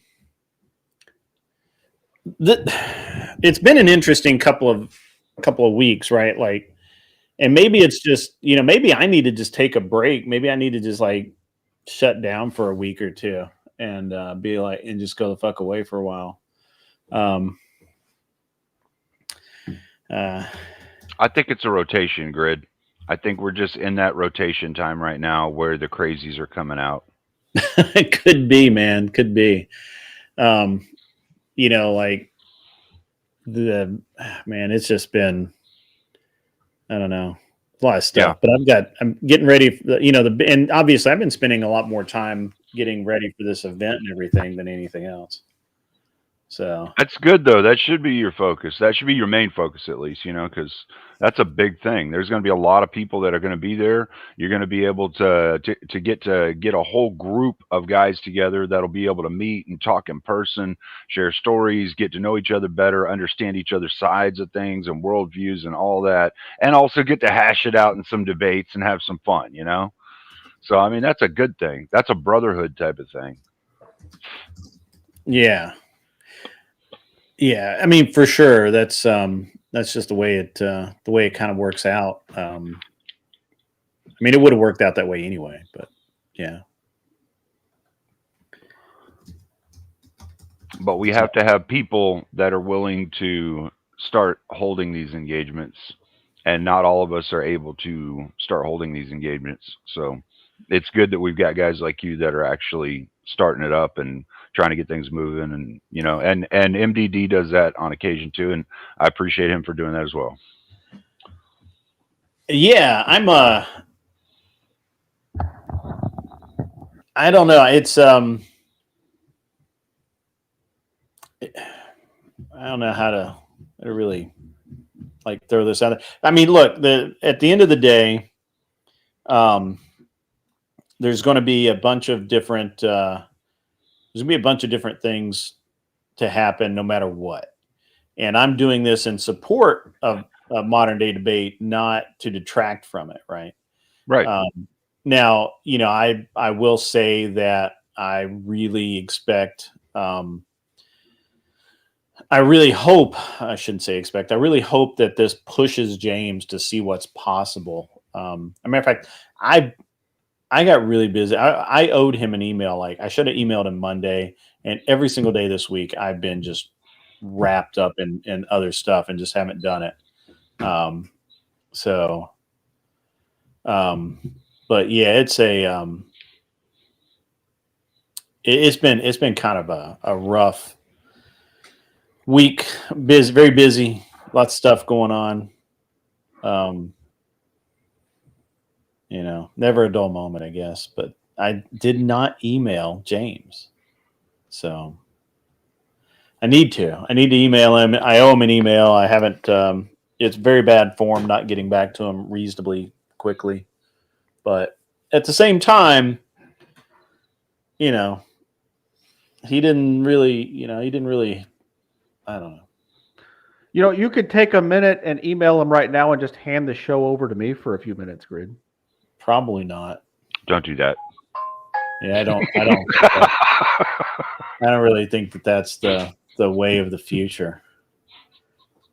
But this will turn into a mad science experiment if Anson gets his hands. Yeah, that's probably true. Probably true. So we're missing a lot of the regulars. Kissy Cat's not here. Beth isn't here. Tyler's not. I think Tyler had something going on. I think he told me he wasn't going to be here. Agrillipus is here though. What's up, my man? Good to see you. Where's old Tiki Tac at? I hadn't seen him in a while. I don't know. We were gonna try and set up a call, and he never got back to me about it. So yeah. He was talking about finding some lady friend to spend his time with. I think why we needed to have the call. So yeah, he might have found a new toy that's more shiny. That happens. It's weird how that happens. Yeah. So, but I'm assuming most people are over watching Kel get destroyed by Paige.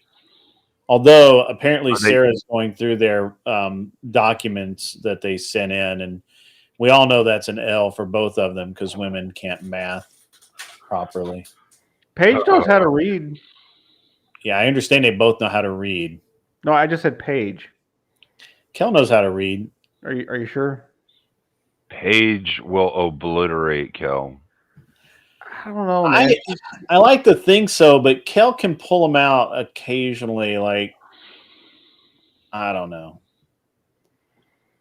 Paige is really like dull, like not dumb dull, but like not.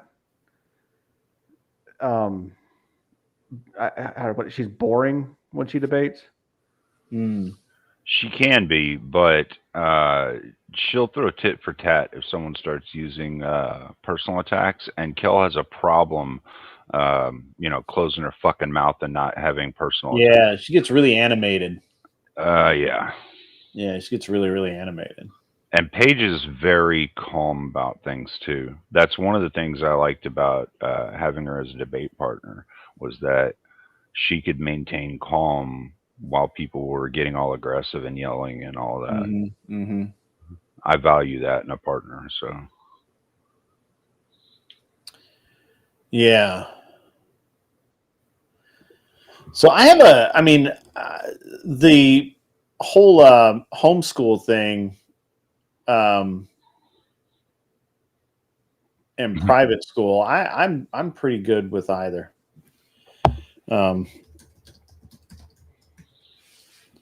Well, I mean, either one, both of them require the same thing. Proper teaching and diligent teaching on the subjects rather than being influenced by, bullshit propaganda. Because you can homeschool your kid, but if the parent is not doing its job and teaching them correctly or teaching them what they need to know, then the kid's going to be fucked. And if the school district is going to just be teaching them liberal shit, like how to be a trans and whatnot, well, then the kid's going to be fucked. So it's like they both require the same thing in order to be successful. So I normally I would probably agree with you, but here's kind of where I'm at on this stuff. Hey, what's up, Bandit 848? Good to see you, my man. Here's where I'm kind of at on that, because I've watched, I went to private school. My son goes to private school. I went to public school. My son he stopped going to public school in the second grade. That's how bad they are. But I coasted, and we're talking, this was 1980s. I coasted through my public junior high and high school. First year, my freshman year, like, it was a joke. And so I'm all, and when I went to military school, it was an eye opener at how much a higher level I could perform. Like, it was ridiculous. As far as mentally now, athletically there, I actually, because I was, riding bikes and doing all kinds of stuff all the time. I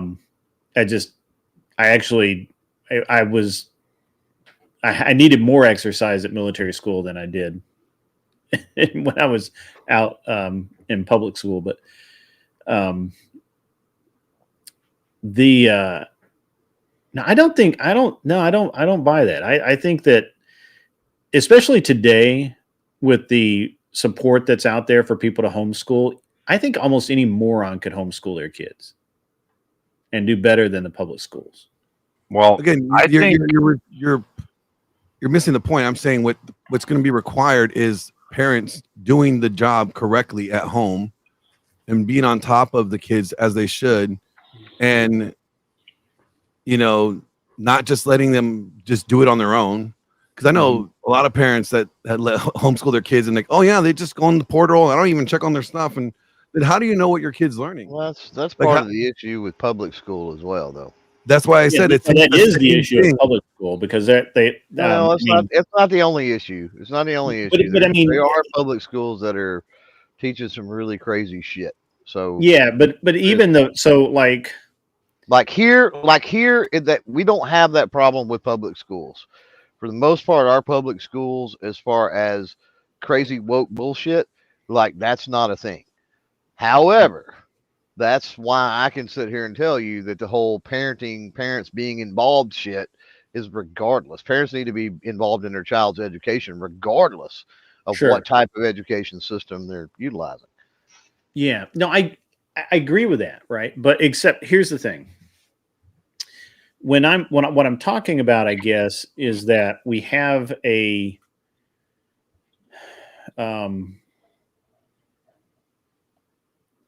in almost every public school now uses Canvas or some version of Canvas, which is a software and system that helps teachers and an online learning assistant.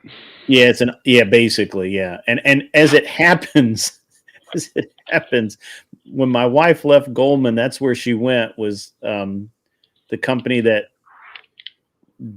owns Canvas.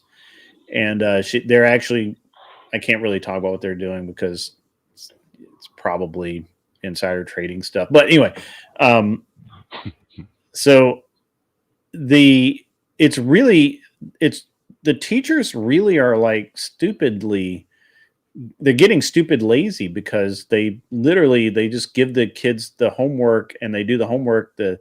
It checks it, or checks that they did it, and then they just move on. Like, half the time these aren't even graded assignments. They're just exercises that they do. Even that grid is systemic, right?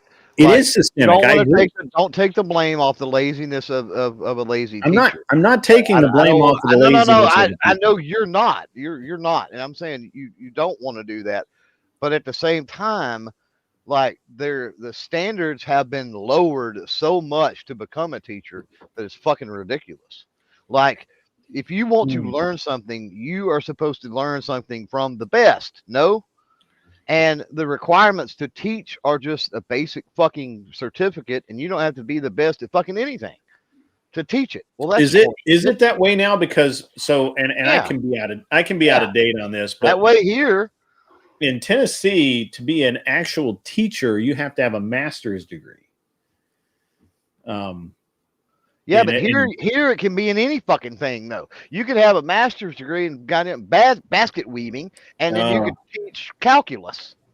Like, I'll have to check here, because my understanding could I can be very wrong, right? but my understanding is that here it has to be in education, right? So like even if you have a bachelor's in science or chemistry or something like that, you can't go be a science or chemistry teacher. You have to have a master's in education or something like that. That's not true, Grid. Is it not? No, in the city. I haven't looked at this in a decade. So well, like they require an education certificate if you're going to be a regular teacher, but like in some areas there's something called Teach for America and other organizations where they basically just give people like a 6-week course in addition to their bachelor's degree. Then sure, but I'm talking about to be a high school teacher here. You can't get it with just a weird like Bandit says underwater basket weaving, right? Underwater basket weaving, yes. Yeah. Underwater basket weaving is literally the easiest type of basket weaving you can do. All of the wooden stuff, it all bends so much easier underwater. It does. It got wet. It's true. I always wondered why people made that. Because it's the easiest. I don't know. My wood gets stiff when it's wet. So, of course it does. Anyway, so the, but I guess my point is, or where I'm kind of where I intended to go with this is that currently, even for parents who just don't have the time or don't know how to teach or aren't dedicated to teaching, there are mechanisms there like Canvas. You can use Canvas as in homeschool. There's all sorts of resources out there now for homeschooling where they literally get basically tutors online.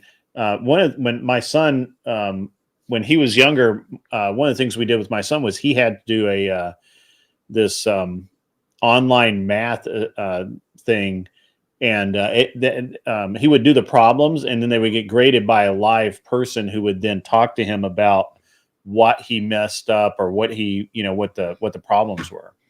Yeah. So well, you can buy. Even Ron Paul has a homeschool education system for K through 12. I think it's K through 12. Yeah. I mean, I don't think that it's as difficult. So one of the arguments against homeschooling has been for a long time has been this idea that it's really hard to be a teacher. It's really hard to teach kids, and only skilled professional teachers are the ones that should be there. The argument that I've heard over the years the most is the social component and the social aspect. I've heard that as well, but that gets into. But I mean, like, okay, if it's not hard to teach kids, and then why have them go to college? Why have them meet these standards and expectations? Yeah, if it's not that hard, right? So they're. I mean, like, it really seems fucking hard. I mean, it really seems fucking hard because the thing is, like, the entire school system is rigged against boys, and it has been ever since we came away from the woman that actually gave a shit about the class and knew that boys need to be taught different from girls. Mm-hmm. Boys have been doing fucking horrible in comparison to girls in class ever since we came away from, like, the Christian schoolhouse. Well, what we should do is go back to boys' school and girls' school and just keep them separated. Yeah. So, well, no. All right, that's a different subject. That's a different subject, but I'm there with you. So, Grilling and Chillin', he's right about this. Almost every homeschool kid I know, they're usually smarter and they're better socialized because and a lot of times it's because they're around adults. Like most of the time, they're around like real adults that don't try and treat them like kids. They treat them like. I really think that it depends on the level of involvement that the parent actually has with them, with their homeschooling. Like dad. That exactly. I don't know. I don't think I could document that. I think that there's lots of people. We were wondering where you were, Kissy Cat. Come up here and talk to us. We're not even debating tonight. We're just fucking off. I think Vibe wants some debating though. We're gonna have to give him some debating here soon. Oh, finally. We'll get Emmett and Vibe to debate. That'll be great. You know, Dad, when it comes to Dad- homeschooling, by the way, I so wish I could homeschool my kids. I think I could give them 3 hours of homeschooling compared to the 6 hours they get, and pack in double the amount of information. My kids are already social; they already do events. They're out there, so the whole like argument against like if you don't put them in school, they don't know how to socialize. I think that's cope. Yeah, I think that's cope. I think it's just cope. But I mean, the hard reality is, given that now that women are in the workforce, hold on, Vibe. Hold on. I don't know if I'll come up. My thumb hurts. What is one thing got to do with the other? Greg, you're trying to have her explain female logic. Just don't. I sent you the link. You can use your forefinger to click the link. I think she's saying that she has actual work tonight instead of being there like usual. No, she doesn't have actual work to do. Well, that's what she told me. Well, yeah. Something that I think really affects the outcome of these kids that are homeschooled, and this isn't always, but generally speaking, right? Like they have a little more interaction with their fathers. They have questions about the world, and so they ask. And dads have a tendency to say, well, the world's like fucking this. This is what the world is. And moms have a tendency to say, well, there's this story. You know, and so like when kids interact with their dads more, they get a realistic view of what the world is like. They're like, oh shit, there's shitty people in the world. They will kill your dog if your dog barks at them. That sucks. Like, you know, stupid stuff like that. But it gives them a frame of reference to I've got look at the world through. Now you dads brought it also up, have and I this gotta way do of it. just like.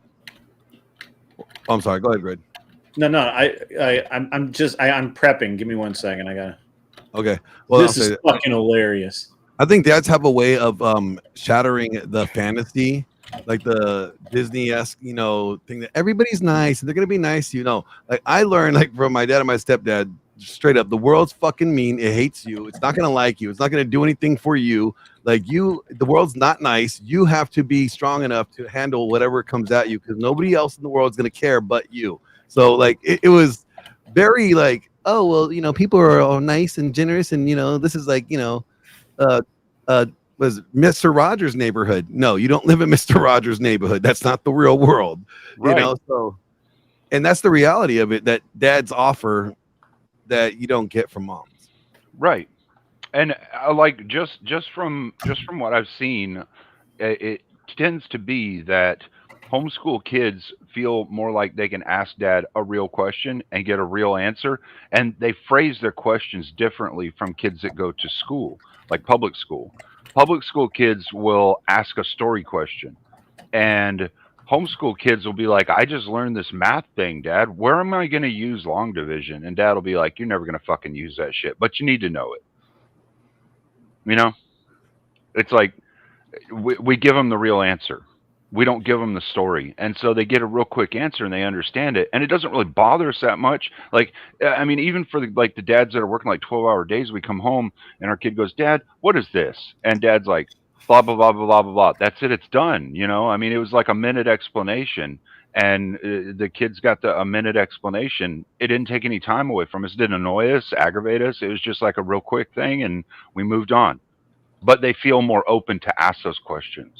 And I'm not sure why that differential is. I think I theorize it has to do with the storytelling in schools and the way that they do the whole long form 8-hour day when it's only got like 2 hours of actual learning content. I think that has something to do with it. You're probably not wrong. I've had I mean, I don't know. I think that the I don't know, man. It's sorry. I'm. You're good. I've known more. So I used to kind of be almost like anti-homeschool because, you know, it just seemed kind of weird and, you know, all that. But the more it kind of goes on, the more I'm like, yeah, it's okay. It's okay. All right.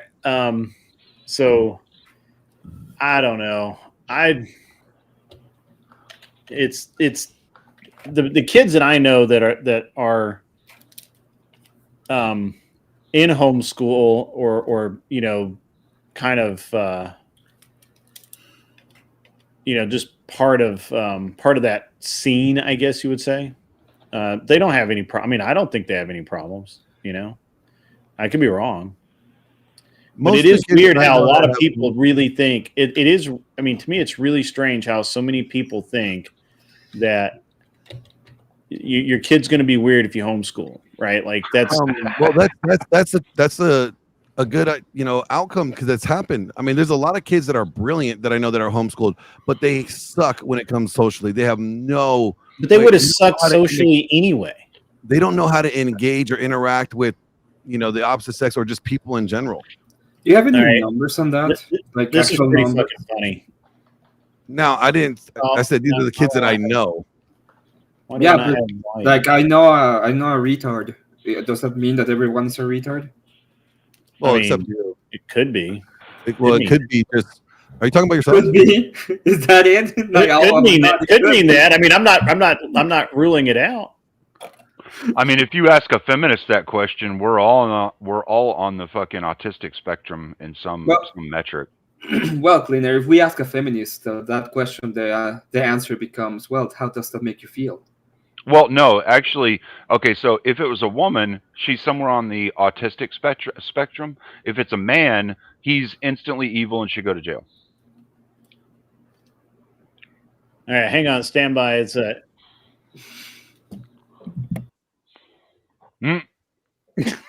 This one's good. Hold on, this is good.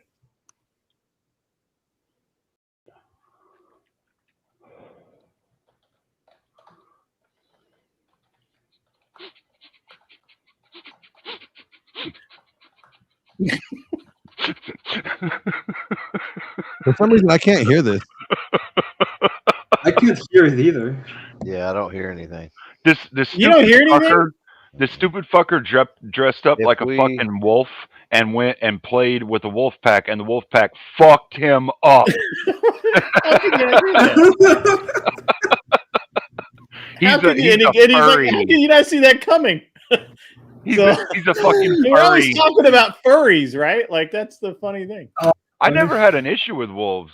They don't bother me at all. Like I've walked right with a fucking wolf pack when I was out hunting a deer one day, and they had no issue with me at all, other than I got the deer before them. They didn't like that, but they didn't bother me. It's an interesting thing because I don't. I think the wolves are. I don't know. I've never had a problem with the wolves either. Although the wolf packs are getting out of control out in Wyoming and whatnot. Here, I'll try it again so that everybody can hear it. I'm just gonna say something real quick. Most of the furries I know went to public school, so. Of course they did. Why would they not? All right, here we go. I'll try again. It's a good joke. I don't even give a shit anymore. Excuse me. Look at this. A man from Fort Collins who identifies as a wolf furry has been mauled in Wyoming after attempting to join an actual pack of wolves. You don't say. How could that have ever happened? He should have just told the other wolves that he identifies as a wolf. Would have solved the whole problem. Listen, did you know that wolves can interbreed with coyotes? Which makes the animal called a coy wolf. Yep. And apparently coyotes can breed with domestic dogs. I don't know what that's called. Long story short, coyotes breed with everything, which pretty much makes them the Mia Khalifa of the animal community. Well, if you didn't know, now you do. Get mad if you want. It's a good joke. I don't even give a shit anymore. It's just so awesome. It is so good. The Mia Khalifa. Yeah. Oh, that was awesome. And the guy dressed as a furry going out and hanging out with the wolves. That's a public school graduate right there. I tell you what. I mean, that guy had to have gone to college in California and had a master's in Fort feminist Collins is as studies. bad. Fort Collins, He- Colorado is bad. He It's had bad No. now. like It used to not be, but it is now. like women's studies or something like that. Probably Fort did. Collins is great. What are you talking about? Like, man, the girls out there are so easy. Yeah, Dude, that's funny. I remember I went to a bar near Fort Collins, and the two chicks that were there that were trying to get laid took one swig of a beer and pretended like they were drunk. And I was like, y'all just want to fuck. That's it. You're just Yeah, using yeah. an excuse. Like you're not even enjoying sitting here drinking. You literally just want the dick. Exactly. Like, so when I was stationed out there in Wyoming, I used to just live in Fort Collins because I'd rather just drive to work and not have to be anywhere near work after that. Because I was in Colorado, I was down there in Fort Collins, and I was cleaning up. Like, I banged like 3 of the girls on the basketball team. One of them was for Brazil. They were all just like, you're a military? Yeah, military. And they just like, no effort. Mm-hmm. Something about Fort Collins. Something in the water. There used to be this place in I thought it was Fort Collins, but I don't remember where it. But anyway, it's called Shooter's Grill. And hang on, I'll pull it up. Give me 1 second. I'll pull it up. Now Greeley, it's another thing. You don't want to go to Greeley. Greeley smells like cow. Yeah, ass. Yeah, it's but there's a lot. I mean, that's where all the good beef comes from. You like kimchi? All right, let's see what we got here.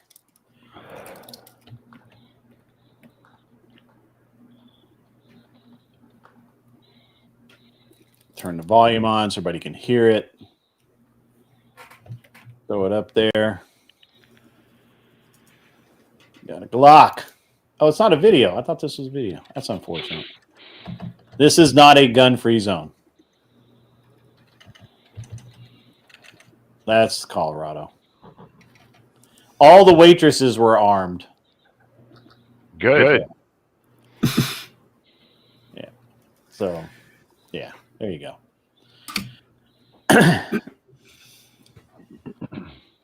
Oh, that's cool. It is actually cool.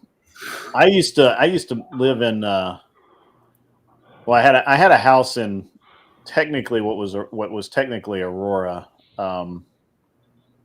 but it was closer to.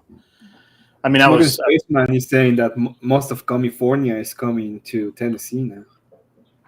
They're trying to move here, but unfortunately, we're full. So you know. You know what I learned, and this is crazy because I didn't know this. I've always believed that goats and sheep are innately evil, and I looked for a biblical reference in a lot of Bibles. So Yeah. what I learned is this: the reason that so many religions sacrifice goats and sheep is because what you're doing is you're killing something evil and showing God you're willing to kill evil for him. To sum it up. Okay. Yeah, so the problem with people from out of state moving to Tennessee is that we don't change. And so that's the problem for them. Vibe, are you planning to move to Tennessee in the next few months? All right. So first off, I was born in Canada, grew up in Michigan, live in California now. I have. Are you bringing the commie to Tennessee now? That's the question. Bringing the what? The commie. The commie. He's basically saying you're a communist. You went through California. You had to have absorbed some of the communist radiation. Was born in Canada, which is like California on the steroids. Then went to it was Witcher. By the way, I'm freaking old as fuck, right? So California or Canada is freaking going crazy right now. Like they're outlawing all gas cars in like a year and a half, where electric cars don't even work in the cold up there. Like I don't know what's going on with Canada, but that's not what the Canada I was born in. Michigan does not have the same background when I left that California does. And yes, California is in mass exodus right now. And all the other states are like, F you, we don't want you here either because we don't like Californians. It is true. Yeah. It is true. Nobody, it's interesting because they had a bunch of lefties move into Austin, Texas, and they basically turned Austin, Texas from a really cool little town into like horrible California light. Horrible. So the problem is that when you come to Tennessee, like if you literally, if you want to ruin any hope of a political career ever, all you need to do is say state income tax, and that literally your political career is over in the state of Tennessee because it's never going to happen. We've actually been rolling back our gun laws. We got rid of the there used to be a tax on ammunition, a 10-cent tax, which was basically the same tax that was on alcohol. Had the same label and everything from the state, and we got rid of that. We got rid of the we have constitutional carry. I mean, we've been steamrolling through pretty good, and what ends up happening here, like in Arizona, the Californians will move here, and then they realize that if you aren't conservative and you aren't going to, you are not going to be happy here. You're just not. And so then they moved back to California after about 2 years. Well, you guys and Arizona went through the same thing. I used to have, and Idaho, I used to have so many when I lived. Well, I didn't live in California. I owned a house in California for 4 years, I think, and I was a member of Cowguns. And during that 4 years, there were people like, "Yep, I'm retired. I'm pulling up stakes, and I'm headed to Idaho or Iowa or wherever the fuck." Usually Idaho, I think. Idaho, probably, yeah. Yeah, and then or I'm headed to Arizona and getting me some machine guns and suppressors and shit like that. Well, I mean, one of the problems is the Californians that can afford a house, even if they like get a 1-bedroom condo here, which starts at like $500,000 in my county. Yeah. Once they get close to paying that off, we can afford any when we sell that house anywhere else in the country. So pretty much, yeah. We're sick of this country, but the appreciation of our houses here is freaking insane. But so it's not a bad investment, but it's a really high entry rate. Right. Well, so that's what happens is that these people would move to Arizona, they'd buy a house, that's like they'd sell their house in the Bay Area for $1 million, $1.5 million, whatever it was, and move to Arizona and buy a house for $300,000 and think, woo, awesome. But then they realize that, they're not getting rid of the gun laws in Arizona, right? Like they're not getting rid of any of the stuff that they hate in Arizona. And they keep, as a matter of fact, the native Arizonans and most of the transplants, the retirees there, they hate that shit. And so they're not made to feel welcome. And then, of course, it's hot, even though it's a dry heat, and they're like, well, I can't go to the beach and all that. So then they all move back to California.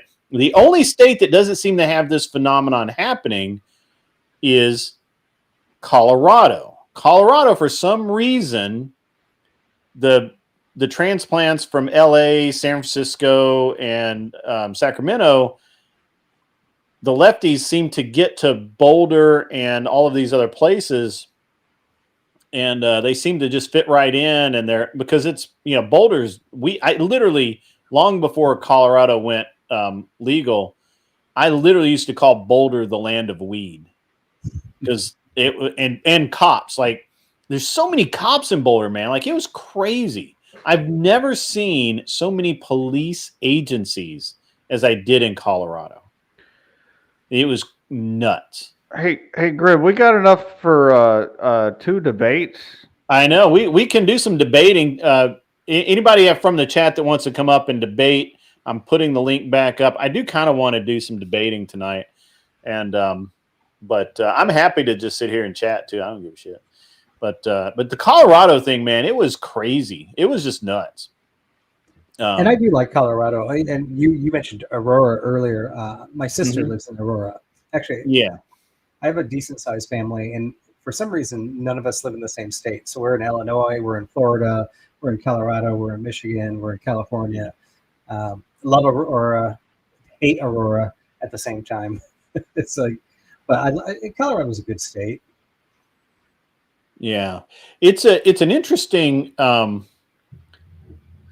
I mean, it's really interesting about the way that when people move to like Mississippi, Tennessee, Alabama, all of these places, if they're not already conservative, they hate it there.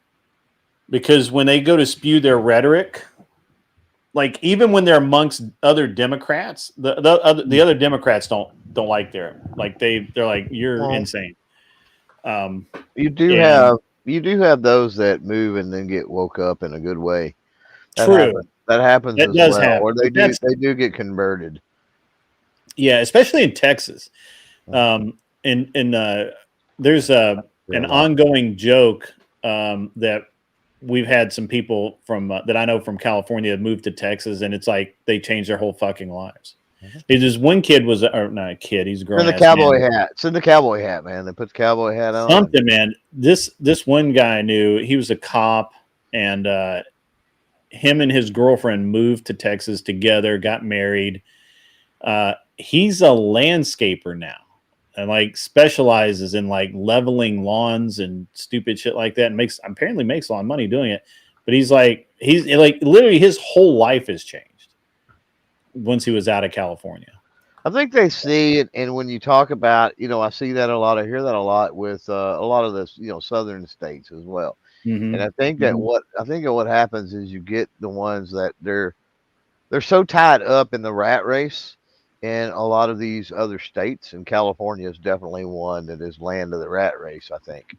And they get into a state that's a little more slower moving, and they actually have time to think and time to ponder and time to consider. Donated $80. And when they do, Super that's chat. when things Emmett really start to versus change. Vibe. Prompt. Kissy cat's thumb injury caused by doom scrolling. One takes affirmative and the other negative. I'm not really sure I understand the prompt. Well, yeah. Okay, so it's obvious that Kissy Cat's thumb injury is caused by tragic doom scrolling and obsessive internet, usage. And so I want one person to say that they agree with that position, or the other to argue that it was caused by something else, and compel me as to the reason why her thumb is injured. And what is doom scrolling? Oh God, you're such a boomer. I am. It's where you literally sit there on TikTok or whatever and just keep scrolling from short video to short video every 3 minutes. Where is Kissy Cat? Did she leave? Okay. Did she wander off? I think she wandered off. Might actually be working too. That might happen. She's hurting. Yeah. I don't know what I absolutely know what doom scrolling is. I have a child. That's what he does. Yeah, no, I'm Arthur, constantly. you should get up here and debate, by the way. Looking up on chats like the 3-letter or 4-letter acronyms. I'm like, what the heck is that? Even good to see you. I was like, everybody's like, good to see you, Vibe. I'm like, what is that? Those letters. I had to look that up. Yeah, I am not a boomer. I'm a Gen Xer, but I guess the new term for millennials, Gen Xers, and boomers, we're all boomers now. So doom scrolling. I'm very good with technology. I'm great with tech. Doom scrolling is when someone sits in front of their phone and for hours just flips through shorts or videos and basically has no self control and self restraint. And Yeah, she definitely didn't injure her thumb from that. Yeah. So let's go on it. you're gonna take the affirmative, Emmett? That she didn't. No, that she did hurt her thumb from doom scrolling. No, it's cat. She's a professional. I'm I'll working. get some coffee as while well. you'll figure this out. All right. I mean, she couldn't have hurt her thumb, but while doom scrolling. Also, it would be a shame for a pharmacist to hurt her thumb. Hey, Lily, did you want to come up? Here's the link.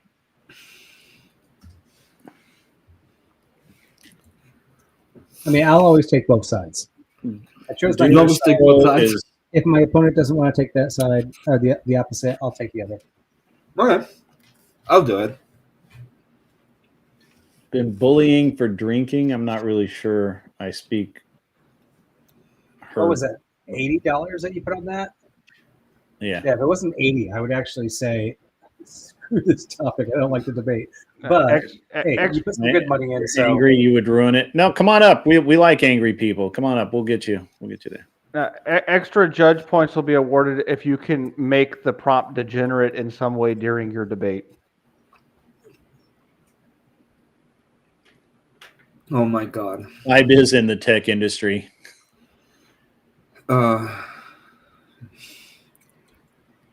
This isn't the best topic he could come up with. It's just the one he wants to inflict. She requested it, Grid. She said she wanted a thumb pain debate. That's why I put it in there. Oh, really? Yeah. Oh. Yeah, she said thumb pain debate. Okay. All right. I missed that part. I don't see her in here backing it up. Yeah, it's about five posts above mine in the chat.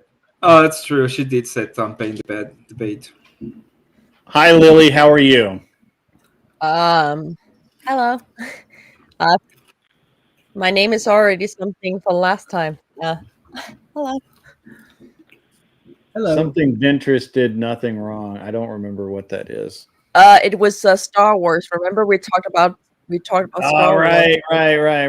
Here, I'll go ahead and change. I'll just put it back to just plain Lily. There we go. Just made me Lily again. Done. Thank you.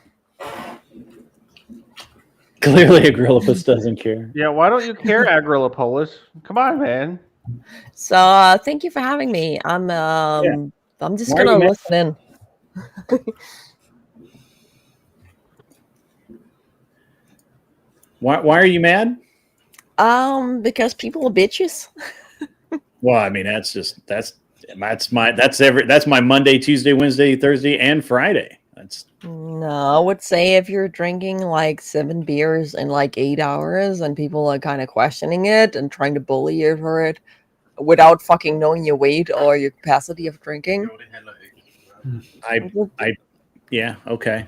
I feel I also hate when people you feel call personally me drunk. attacked. Is that's what? It's more the fact that like 4 different people are like going on the same thing, and I just sat down. I did nothing. I just sat down. Yeah. Well, good. Let's have we can debate about something here. All right. So good. who are we? Who's debating what, why, when? Handy versus Vibe. Frank Handy is my favorite here, so he can smash me anytime. Oh, awesome! That's disgusting, but I appreciate it. No, I missed that comment. What was that? Non-sexually. She said I could smash her anytime. Nope. In a debate. Oh, you didn't clarify. Okay.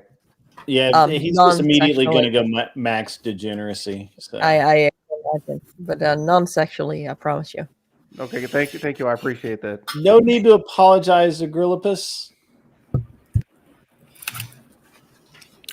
All right. So Vibe versus Emmett on doom scroll thumb. Yeah, it's either the doom scroll injury or not. I say no. Vibe, I think You say no. Vibe says it is. All right, this is good.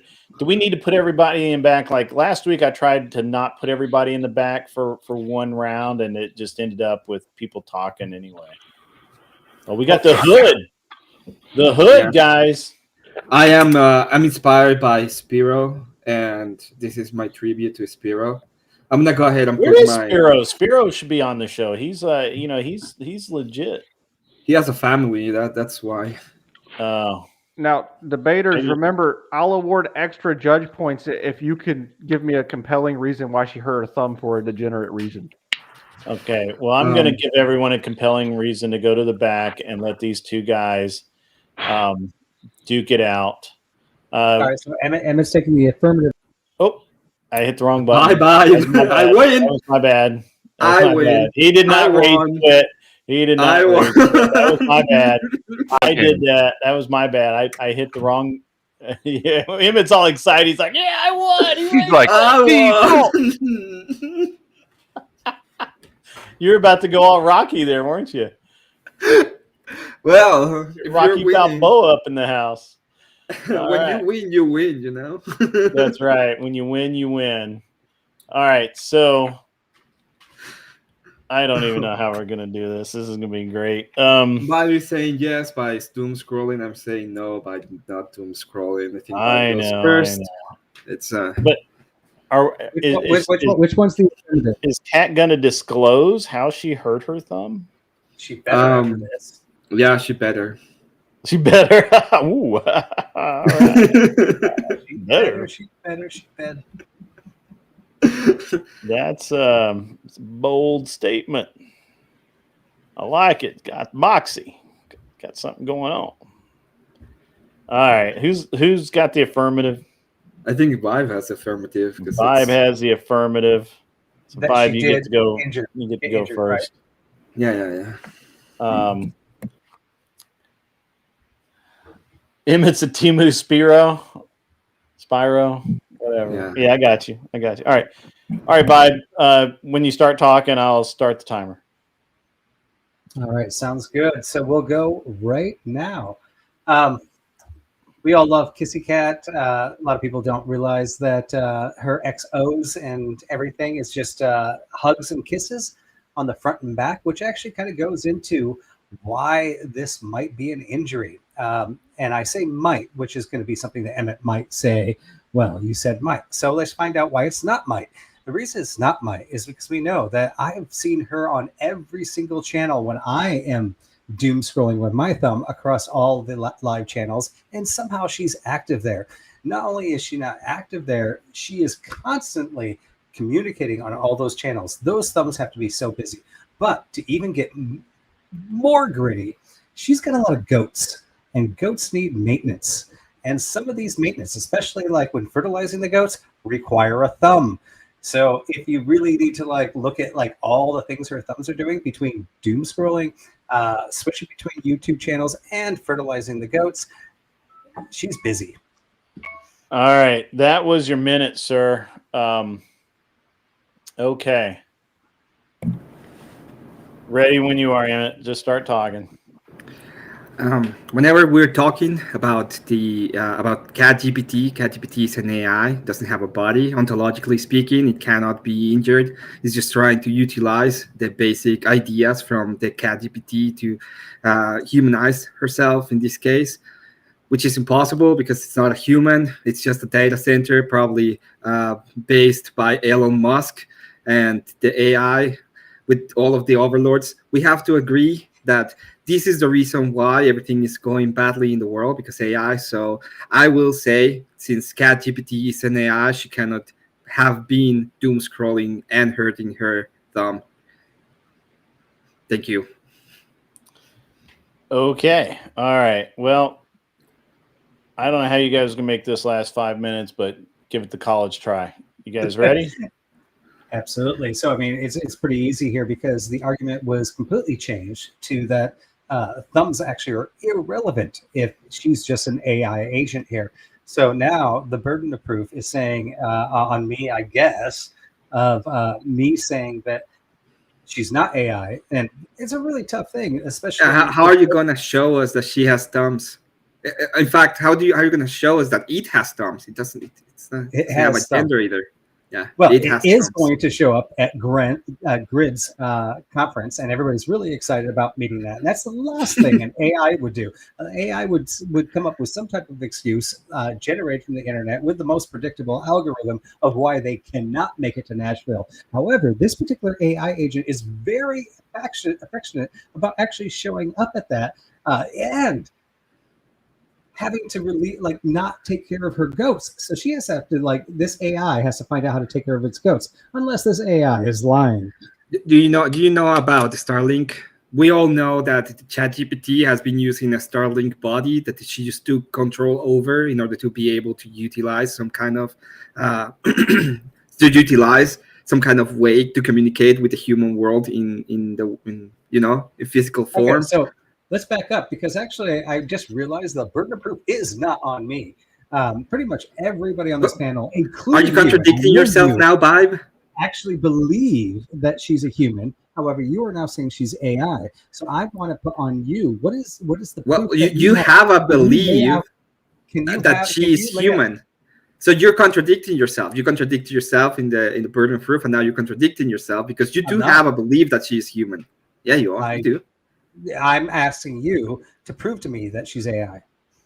And why that AI specifically would choose to actually show up to a conference which would completely disprove whether there's this is a faith-based argument because it hasn't happened yet, so you don't know. You just have the belief that it will happen.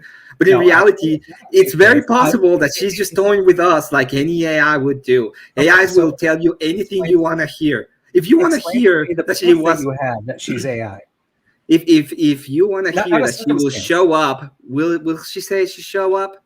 Of course she will, because that's exactly what an AI would do. So lay out to me like three items that have proven to you that she's AI. One, her name was ChatGPT. That was the first one. Second one, you can ask her anything and she will answer. And third one, she has access to pharmacologists, to pharmacos. So those three things make me believe that she's a complete AI. Okay, so proof one is if I change my name to ChatGPT or a Vibe GPT, I am now a 1/3. You would be presenting yourself as AI, and I would have to accept it because at this point, I don't know if you're AI or not. You might be AI. How do I know if you're not AI? In fact, I think since I've heard you before debate, I think you are one of those shields for AI that uses all of the AI ideas to shield for it. So I have to tell you right now, Vibe, you might be AI. Yeah, this is brilliant because this is the greatest cope. We're talking about how she injured her thumb. I'm not coping. You're coping. And you just went into something because you knew you couldn't win the debate. That is just totally ridiculous. You haven't make any arguments about why is it that you can get hurt while doom scrolling, just attacking me because you don't like me, because you think AI is the future, because you're an AI apologist, okay? In reality, you have to tell me why and how is it that somebody can get hurt by doom scrolling. And I haven't heard anything. All I hear is, oh, you don't like AI, which is true, I don't, but it has nothing to do with the debate. Okay, perfect. It doesn't have anything to do with the debate. And I always notice when people are losing debates, they always go on personal attacks. And that's exactly what you just did. I didn't personally attack you. I mean, I could have said you have face of a baby, okay? And I didn't do it. You had a face of a baby with a big mustache, and I didn't do it. I didn't do it. Filibustering. Basically, as soon as you know you're losing, you have to change the topic. You change the topic right at the beginning of the debate by changing it to ChatGPT or CatGPT. I was telling you that it's impossible for her to hurt her thumb because she's an AI. Because the thing doesn't have thumbs. So this is what I did. Is I actually proved. How can you hurt your thumb if you have no thumbs? I moved that she was multiple channels, which requires a lot of thumb movement. Not only that, she has to inseminate goats, so she's always awake, involved with the goats. How weird that she's in every channel, right? She's always awake in every channel, donating. It's like that's kind of weird, sus. I call sus. We're extending this one, ladies and gentlemen. Donated $10 super chat. All debate. Fucking Christ. Another $5. Okay. Okay. I think you have to put them in the back then.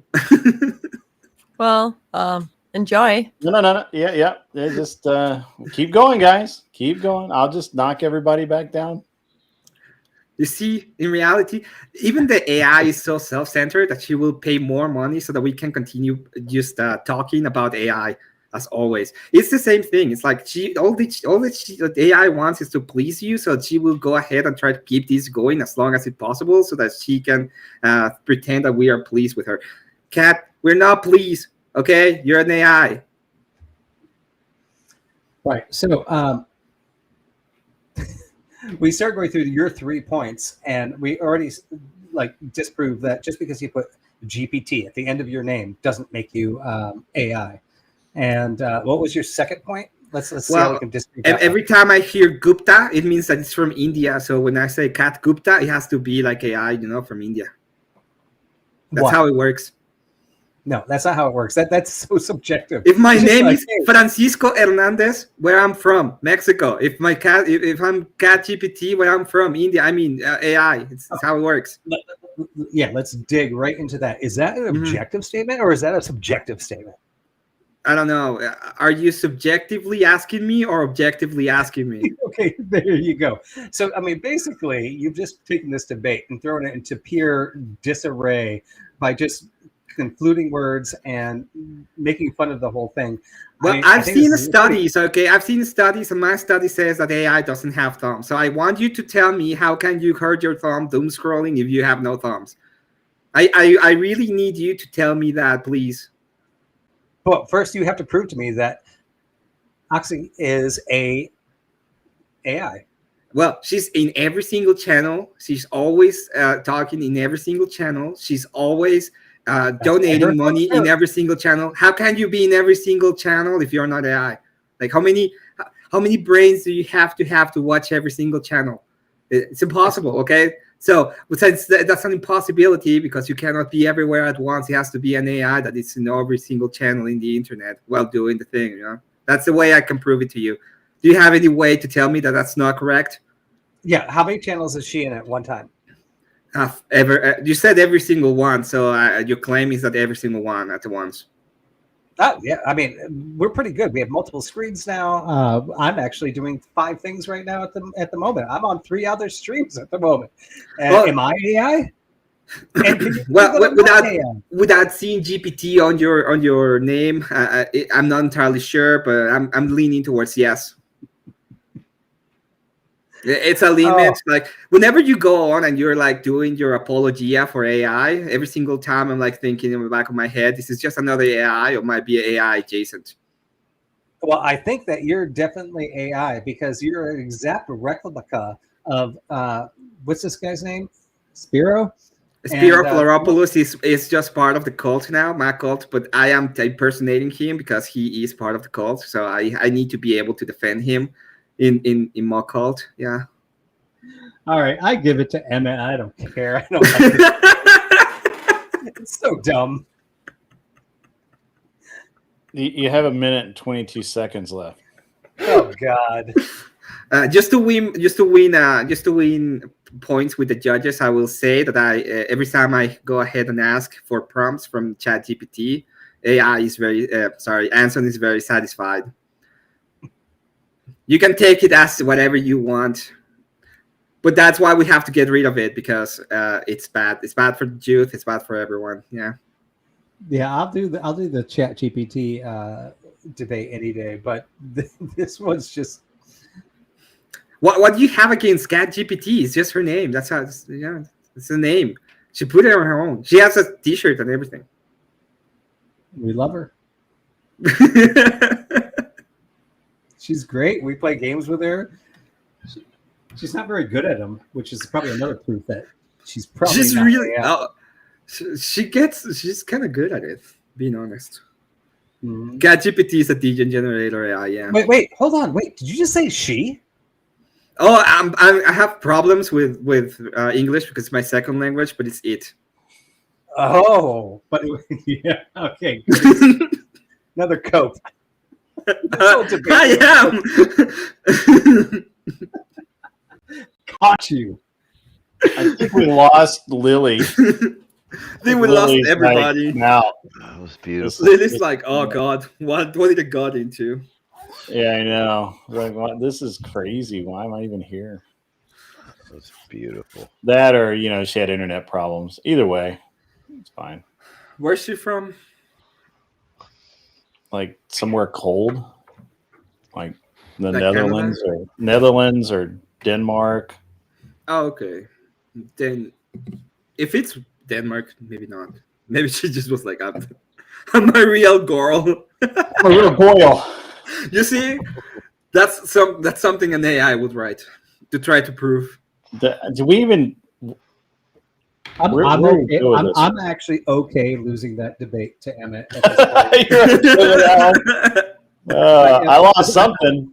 I lost feeling in my lower extremities is what I lost. Before the judges even like tell me what I did wrong, why I even accepted the AI argument. That's what you did wrong. That's what you did wrong. I know. All right, Anson, you're judging first. All right, so here's the deal, guys. That was a very serious debate. I don't feel like either one of you really took it as seriously as you could have. But I will go ahead and judge you nonetheless, just as seriously as usual. Vibe, I thought that the clarity and precision of the rhetoric you employed was much more clean than Emmett. I'd say that you need to brush up on how you deliver your message so that it appeals to people. However, y'all were both about equal on the force of your argument and your style. In terms of strategy, Emmett's ploy of basically moving the goalpost from why is it that Kissy Cat's thumb is hurt to Kissy Cat isn't human. I thought that was a strategic win for him because it basically took Vibe off of the entire set of arguments and put the onus on him and kind of reversed the entire debate in Emmett's favor. Not only that, but of all of the debates that I've judged since I've been using my current rubric, Emmett's ploy of claiming that Cat GPT, that Kissy Cat is an AI, was a big win for the chat and the audience. They were going kind of wild in the chat with the AI theme. And so I actually gave you a higher score than I've given anyone else in terms of audience engagement, Emmett. But I'm going to have to take 1 point away because your attempt to even reference any degeneracy sucked. And so I removed a point from you because you don't know how to be degenerate, but you still won by 1 point. Glenn, your mic's hot. Glenn, mic's hot. Yep, you won, Emmett. Good job. Thank you. Good job, Emmett. You definitely threw me off my game there. That was what I was trying to do. Cleaner. I think Vibe had it because reasons. Next.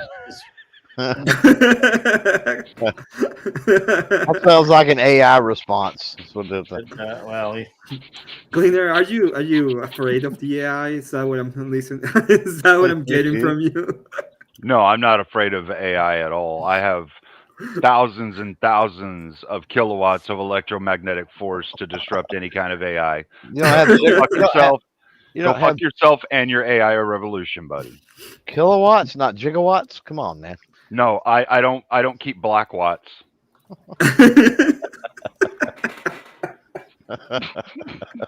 I can see you guys trying not to laugh. Come on, man. All right, Glenn. Where's Glenn?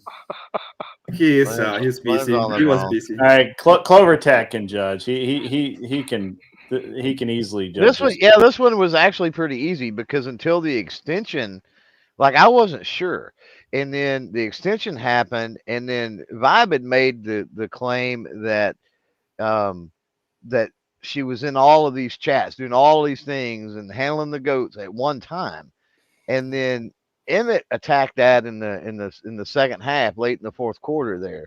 attack that well, that's perfect for AI to be able to multitask all of that, right? And that's what swayed me. So I got to go Emmett. Okay. Thanks, Lovertech. I think you both lost.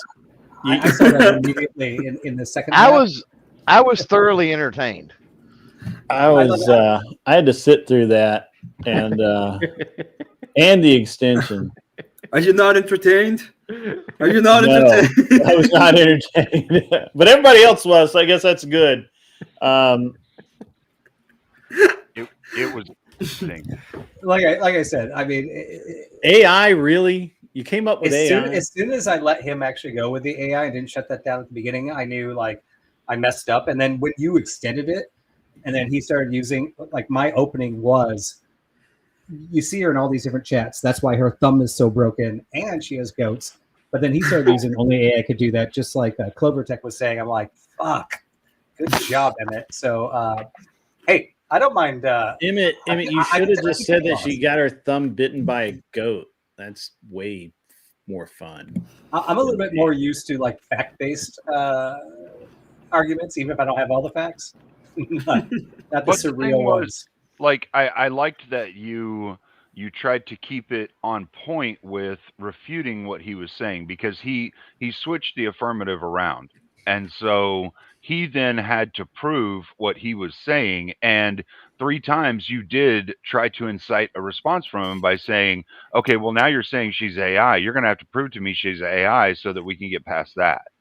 And so that kind of gave an appearance of you having a little more command of the argument, and Emmett losing some of the argument command structure. So I think though, you know, go ahead. Sorry. I was going to say that was a good call, trying to hold him to that point. It was. I just think I should have done that right out of the gate. I should have done it sooner. I did it too late, in my opinion. All right. Well, it was a nice pivot, by the way. Your mic. But thank you. It's weird because his mic is like muted, but yeah, I told you that was happening with me earlier when y'all heard me. I showed muted. It's weird. Okay, well, Kissy Cat, I really appreciate the inspiration for Anson's wild ass topic. Also, good evening, William Grave. It was definitely a goat that messed her thumb up. Yeah. I was trying to slip that degeneracy in there a little bit, but nothing too hard. Neither one of y'all have it in you. Y'all are both too straight laced. It's really boring. I am a square in this space. That's for sure. Okay, yeah, I can live with that. But don't get too used to it, Emmett. This is the only one. I don't think so. That might have been the first time that I ever voted for Emmett to win something. Yeah, I believe it is, in fact, the only time you've ever voted for Emmett. I believe that's true. Yeah, okay. People don't care why people need protection from Jesus. People behave why person is ?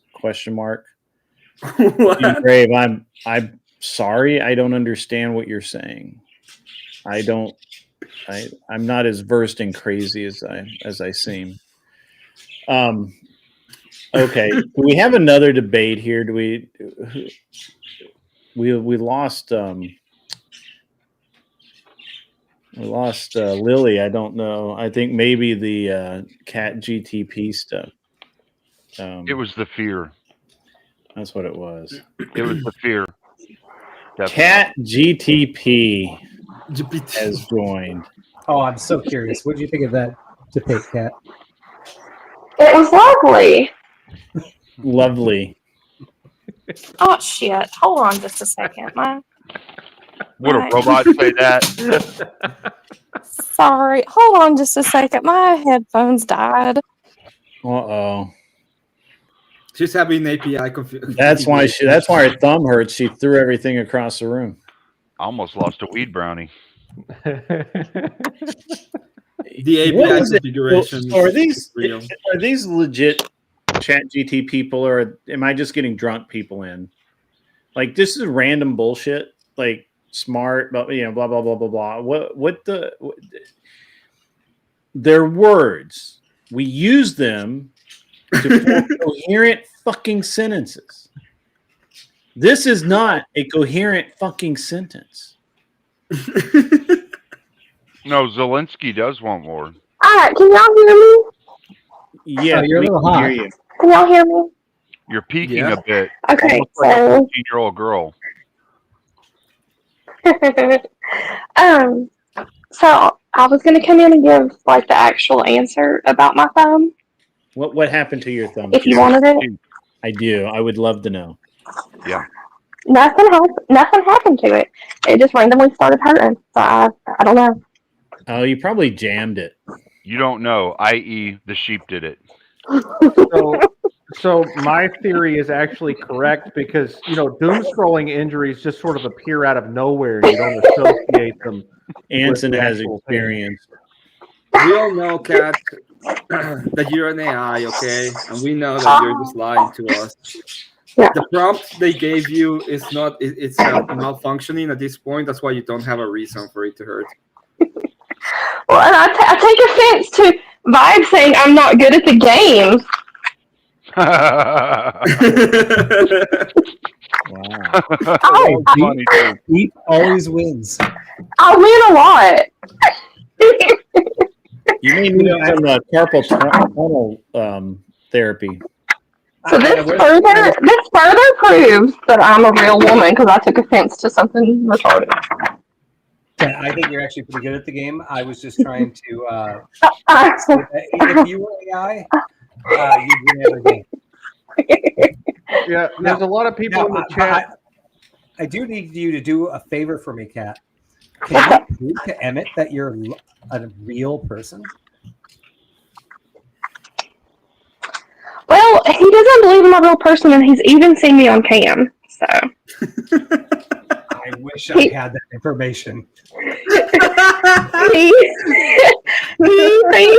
thinks that I'm an AI controlling another person's body. Okay. I was using the Starlink idea at that point. So there's a lot of people in the chat, Kissy Cat, who are saying that it's a repetitive motion injury or repetitive use injury. This wasn't like a cucumber gripping incident where you were, repetitively using a cucumber, was it? I thumbs up a lot. I do thumbs up a lot. Thumbs up.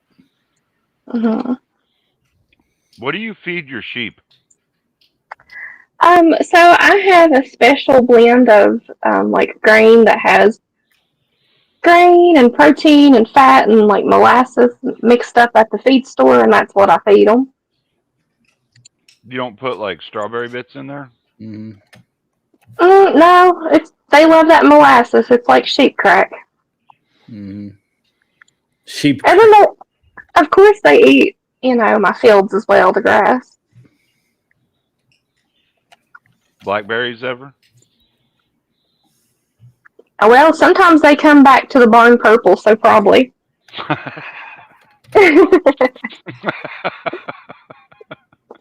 They'll be all stained up. They're cute.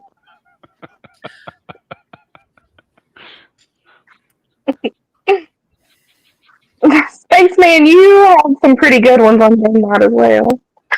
I can't do it. I just can't do it, guys. I'm sorry. Her southern accent's too cute. I can't fucking do it. Yeah, I know. I can't do it.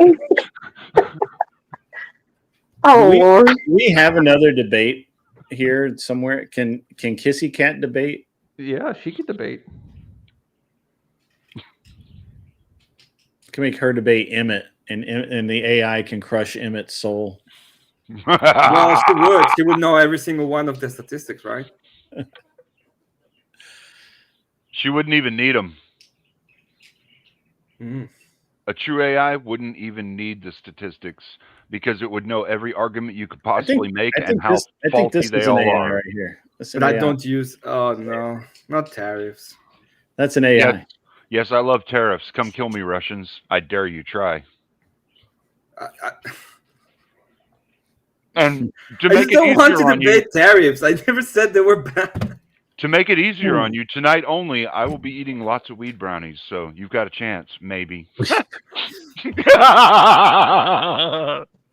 Sorry, guys, I had to step away for just a sec. Was someone asking if I could debate? Yeah, yeah. You can I debate Emmett. can't. I You can can't debate debate. Emmett, and that way he can get his soul ripped out by an AI. Yeah. No, but he'll beat me. Sure. He'll beat me. And you prove to him that you're not AI. Yeah, because he beats me. That's how I prove that I'm not an AI. Because I don't have all the answers. Well, he doesn't have all the answers. It's a fair fight. He's gonna have more than me. Because I've told you guys before. I don't really concern myself in like politics and stuff like that. You guys are talking about these tariffs, and I'm like, well, okay, whatever. Giraffes? When did they start talking about giraffes? Tariffs. Oh, shit. My bad. I misunderstood. Did it sound like giraffes? I might have said giraffes. Anson's got Anson Knowles donated $80. Emmett Super versus chat. Kissy Cat. Emmett versus Kissy Cat. Molasses is not. Molasses is not sheep cat. Anson, why? Yeah, it is. I don't even know what molasses is. You don't even know what molasses is? No. Probably know it in the Spanish, but I don't know. I don't know what molasses is. I just don't know what molasses is. Oh my goodness! You not knowing what molasses is made Kissy Cat cackle with glee. Melaza. Emmett. Esta melaza. Melaza? Melaza, sí. Okay, I just don't know what it is. He's not that good at wetback. Molasses. It's a byproduct of the sugar refining process. That's a black tar substance, black tarish looking substance. That's kind of bitter, but really good on pancakes. Arthur Dias, so what do Mexican sheep eat? Enchilada. Enchiladas.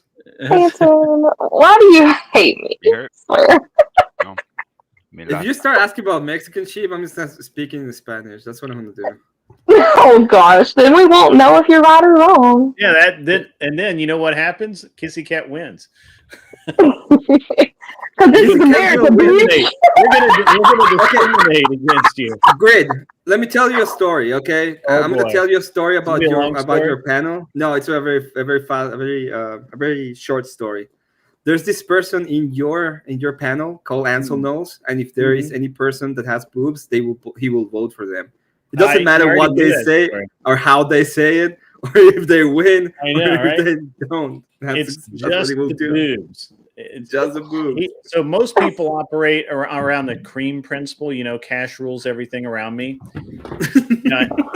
Anson operates around the boob principle. Boobs rule everything around him.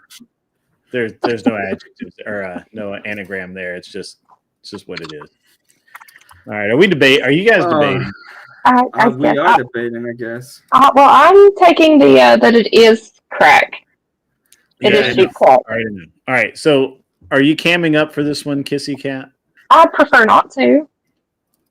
Well, yeah.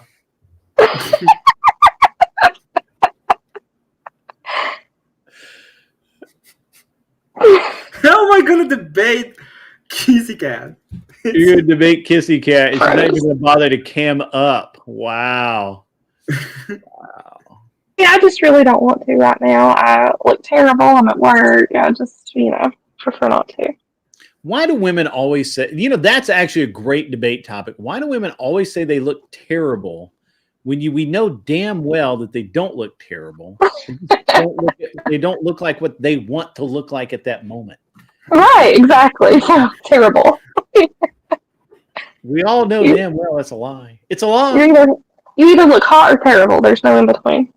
How will I know if I never have? God, it doesn't matter. I'll defend it that it's not. So I don't debate who goes first in this one. You go first. You get 1 minute, and you just get to tell us why molasses is crack for sheep. You ready? Okay. Go. So molasses is crack for sheep because you add that to any food, even if it's something that they don't like, and they'll munch it right up. So they love it. So it's basically, when you look at the grand scheme of things, it is crack for sheep. They go crazy over it. They're addicted to it. They will beat you up over it, and not like literally beat you up, but they do attack me for it. They'll push me over, trip me, knock me down to get to the bag of food because it has the molasses in it. So in conclusion, molasses is sheep crack. And that's it. Yeah, that's good. It's good. You ready, Emmett, to start talking? I'm ready. Well, if we go historically, molasses would be like salt, not like crack. In reality, what do we do when we want something to eat? We need to have a little bit of salt in it. We've fought wars, we've opened trade rates, we've done everything in order for us to be able to have a good meal with salt. And that's exactly what the sheep are doing.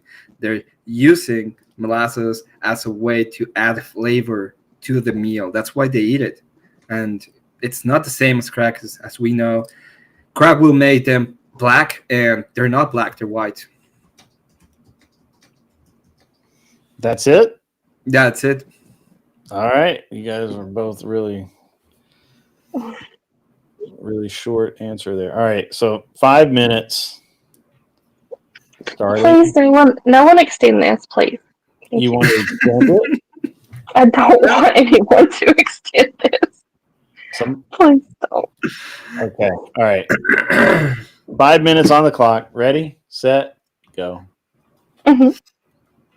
So when we're talking about these, as we say, like you said, they get kind of crazy and they attack you, but have they ever been black? No, which is further proof that the highly addictive nature of the sweet, sugary molasses is crack for the sheep.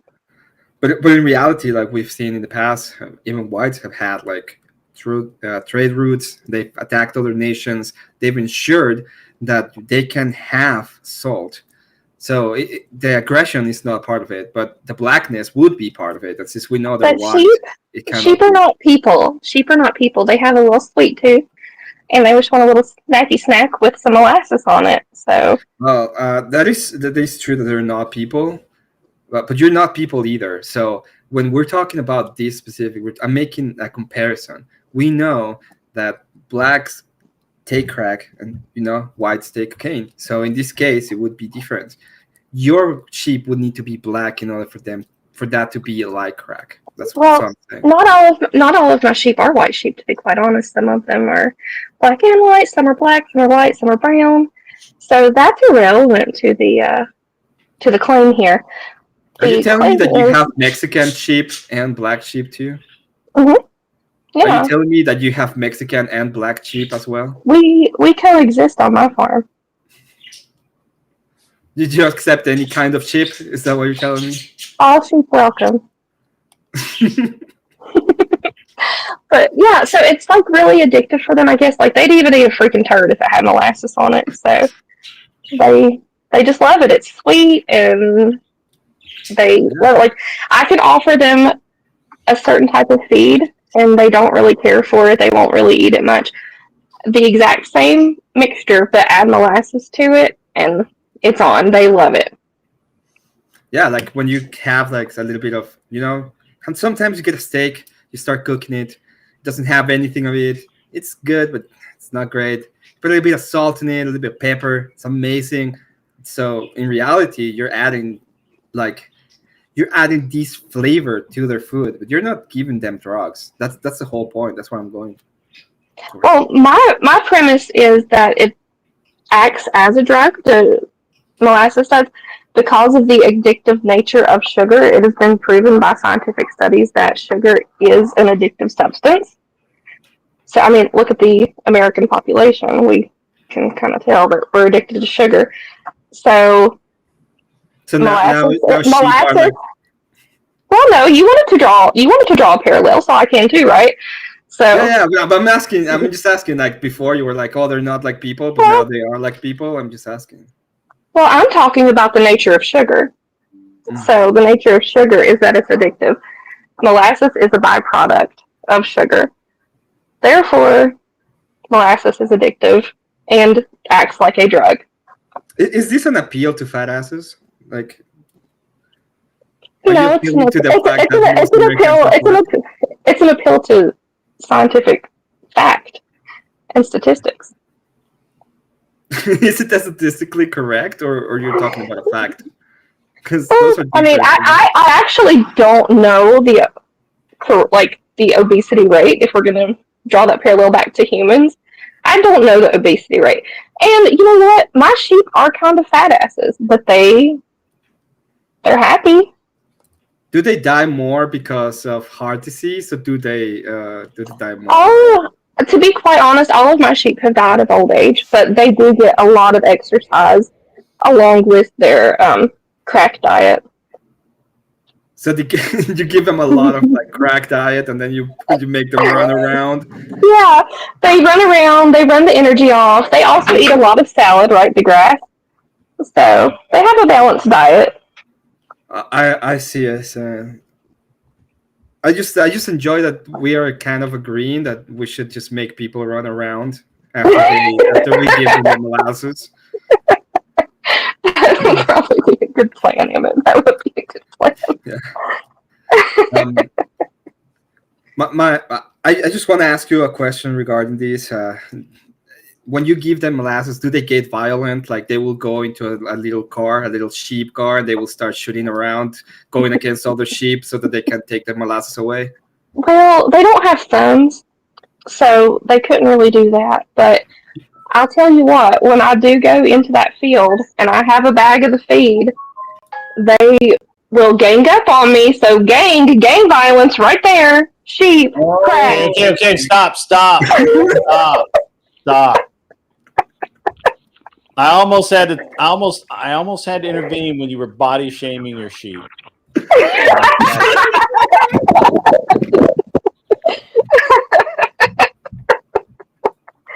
Oh Lord.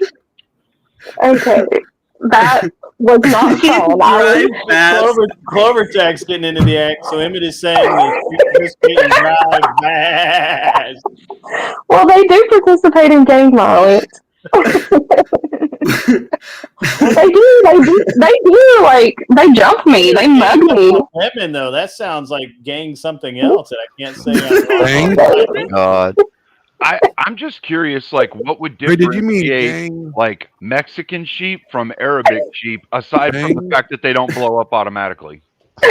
Well, you know, the blow up is important. Man, this has been a night. This is all right, guys. I'm gonna be honest with you. This is it. This is the last one. I'm going to bed. You guys. We did it. This show. Made it. That made my face itch. Like I get itchy when I'm anxious. And, like I don't like to debate, so that I was anxious the whole time. I hated that. Well, yeah. I don't mean to talk before the judges, but I'm pretty sure they're going to give it to you. Apparently, I would give it to you too. Yeah.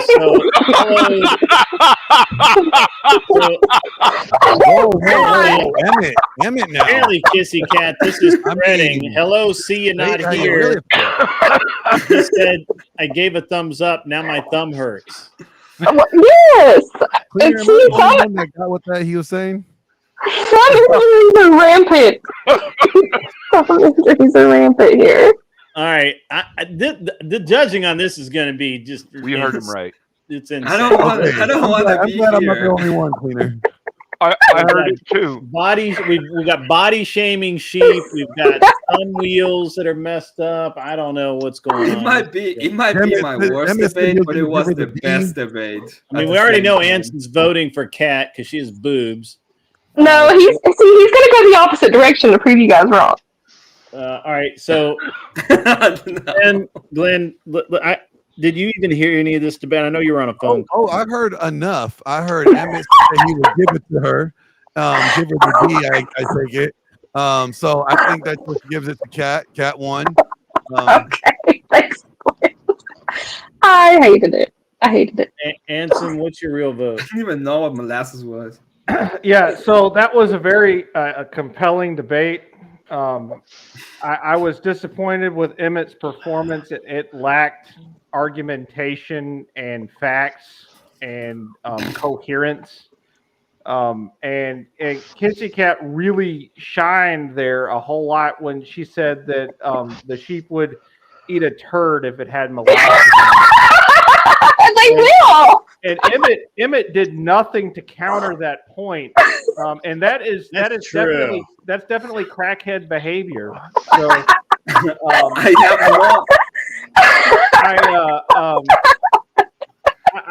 I scored this 9 points for Emmett and 15 for Kissy Cat based on my 5-point rubric that is unrelated to her chest implements.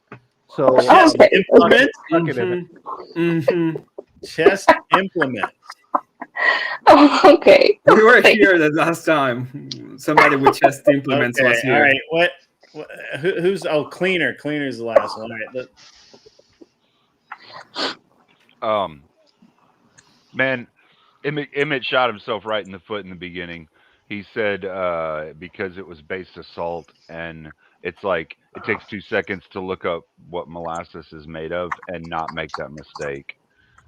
And that's the only. I mean, like other than that, I thought he did perfectly fine trying to contend with the cute accent she's got and having a horrible fucking time trying to resist the urge to be like, okay, you win, fuck it. You know, I can see it in his face. I could see it in the guy's face, and I don't blame him. So I think he did a fine job. It was just that salt comment. I'm sorry, dude, but I was trying to go with the idea of like I was trying to make an argument. I'm not saying I did it right. I was trying to make a historical argument of like humans have wars for salt.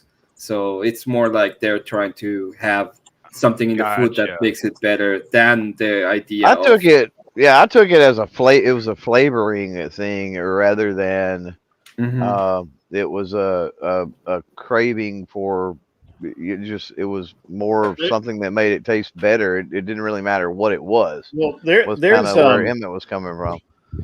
And I don't know that Kissy Cat knows this, but there is some science to the fact that molasses has something in it that just makes you crave it. Like even when you don't like the taste, you want it for some. I mean, it's just a chemical compound in it that just has that effect. So, yeah, and that's on humans. I can't even imagine on fucking sheep. Like, I mean, it's something to do with the burnt sugar. It has something to do with right. Yeah. Is it the sorghum? I think that's how you say it. Sorghum. Yeah. Sorghum. So there are 4 flavor enhancers out there, which is salt. What's the Chinese one that or everybody's monosodium glutamate? Yes, that one. MSG. So salt, MSG, salt, sugar, and there was one other that's escaping my memory. But they actually are, as Kissy Cat pointed out in her debate, scientifically studied to alter your brain. That even when you don't like it, when you taste it, it tells your brain that you like it, and you salt want is it. And you want it. And salt is one, sugar is one, molasses is a supplement of that. It is actually classified in a drug of a mind-altering thing that even if the flavor is not, and this is why we put salt in steaks, because now we just want more steak. Yeah. Kissy Cat, without knowing it, actually was hitting the point perfectly. And when it came to like, sorry, I know I'm not a judge, but when it came to like comparing black and white sheep, that kind of like made me cringe a bit. I did not. And the fat ass sheep. I mean, body shaming your own sheep. We also learned there is Those are bad points. We also learned that the rates of sheep on sheep violence are through the roof. The amount of sheep on sheep.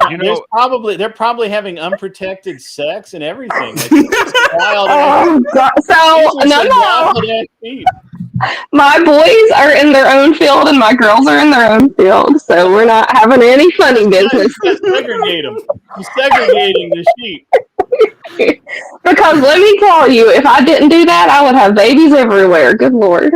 But if I could point Unprotected one, sex. That's what I'm saying. if I could point one thing out, These are not responsible sheep. These are not responsible sheep. She's a hater. Like, no, she's a hater. Her sheep want to get it on, but since she ain't got nobody want to get on, she has to block the sheep. Hey, watch it. I have people that want to get it on, but I'm a lady. But I'm a lady. Well, we know Emmett does. We already know. Emmett offered it already. Oh gosh. 50% of cat sheep. Some AI. 50% of cat sheep feel like they've been cock blocked. They do. Well, I mean, I do want to make a little point. Our AI is only more exciting for him. It's like, oh, we can take this virtually. There's right, actually... I'm done. You guys got to go. Go away. Just leave me alone. I'm going to bed. Oh, hey, hold on. I'm gonna go and hang out with my wife who won't cock block me. I like grilling and chilling. Grilling and chilling said 13% of sheep consume 50% of molasses. That's probably true. There's actually a really funny phenomenon with goats. If you take a rock and you cover it in molasses, two goats will actually fight to the death for that rock. No joke. I told you it's correct. Smoking Spaceman Clover was a judge. K2, no, you can't mute Cat. I'm leaving. I'm kicking you out. It's $275 to mute me, K2. So Cat GPT was the victor tonight. She is the champion. Apparently, yes. Cat is the champion. Hell yeah! I won the single syndicate. And then I'm going to send all you guys, just because you've been so degenerate, I'm sending you all over to Speakeasy so he can't say that I've never done anything nice for him. All of you guys fuck off out of here. I'm going to go have some happy time with the wife. Now that the sheeps can't have all the fun. And you guys go hang out over there and be cool and wear glasses and all that cool stuff. Have a good night, dude. This was fun. We'll do it again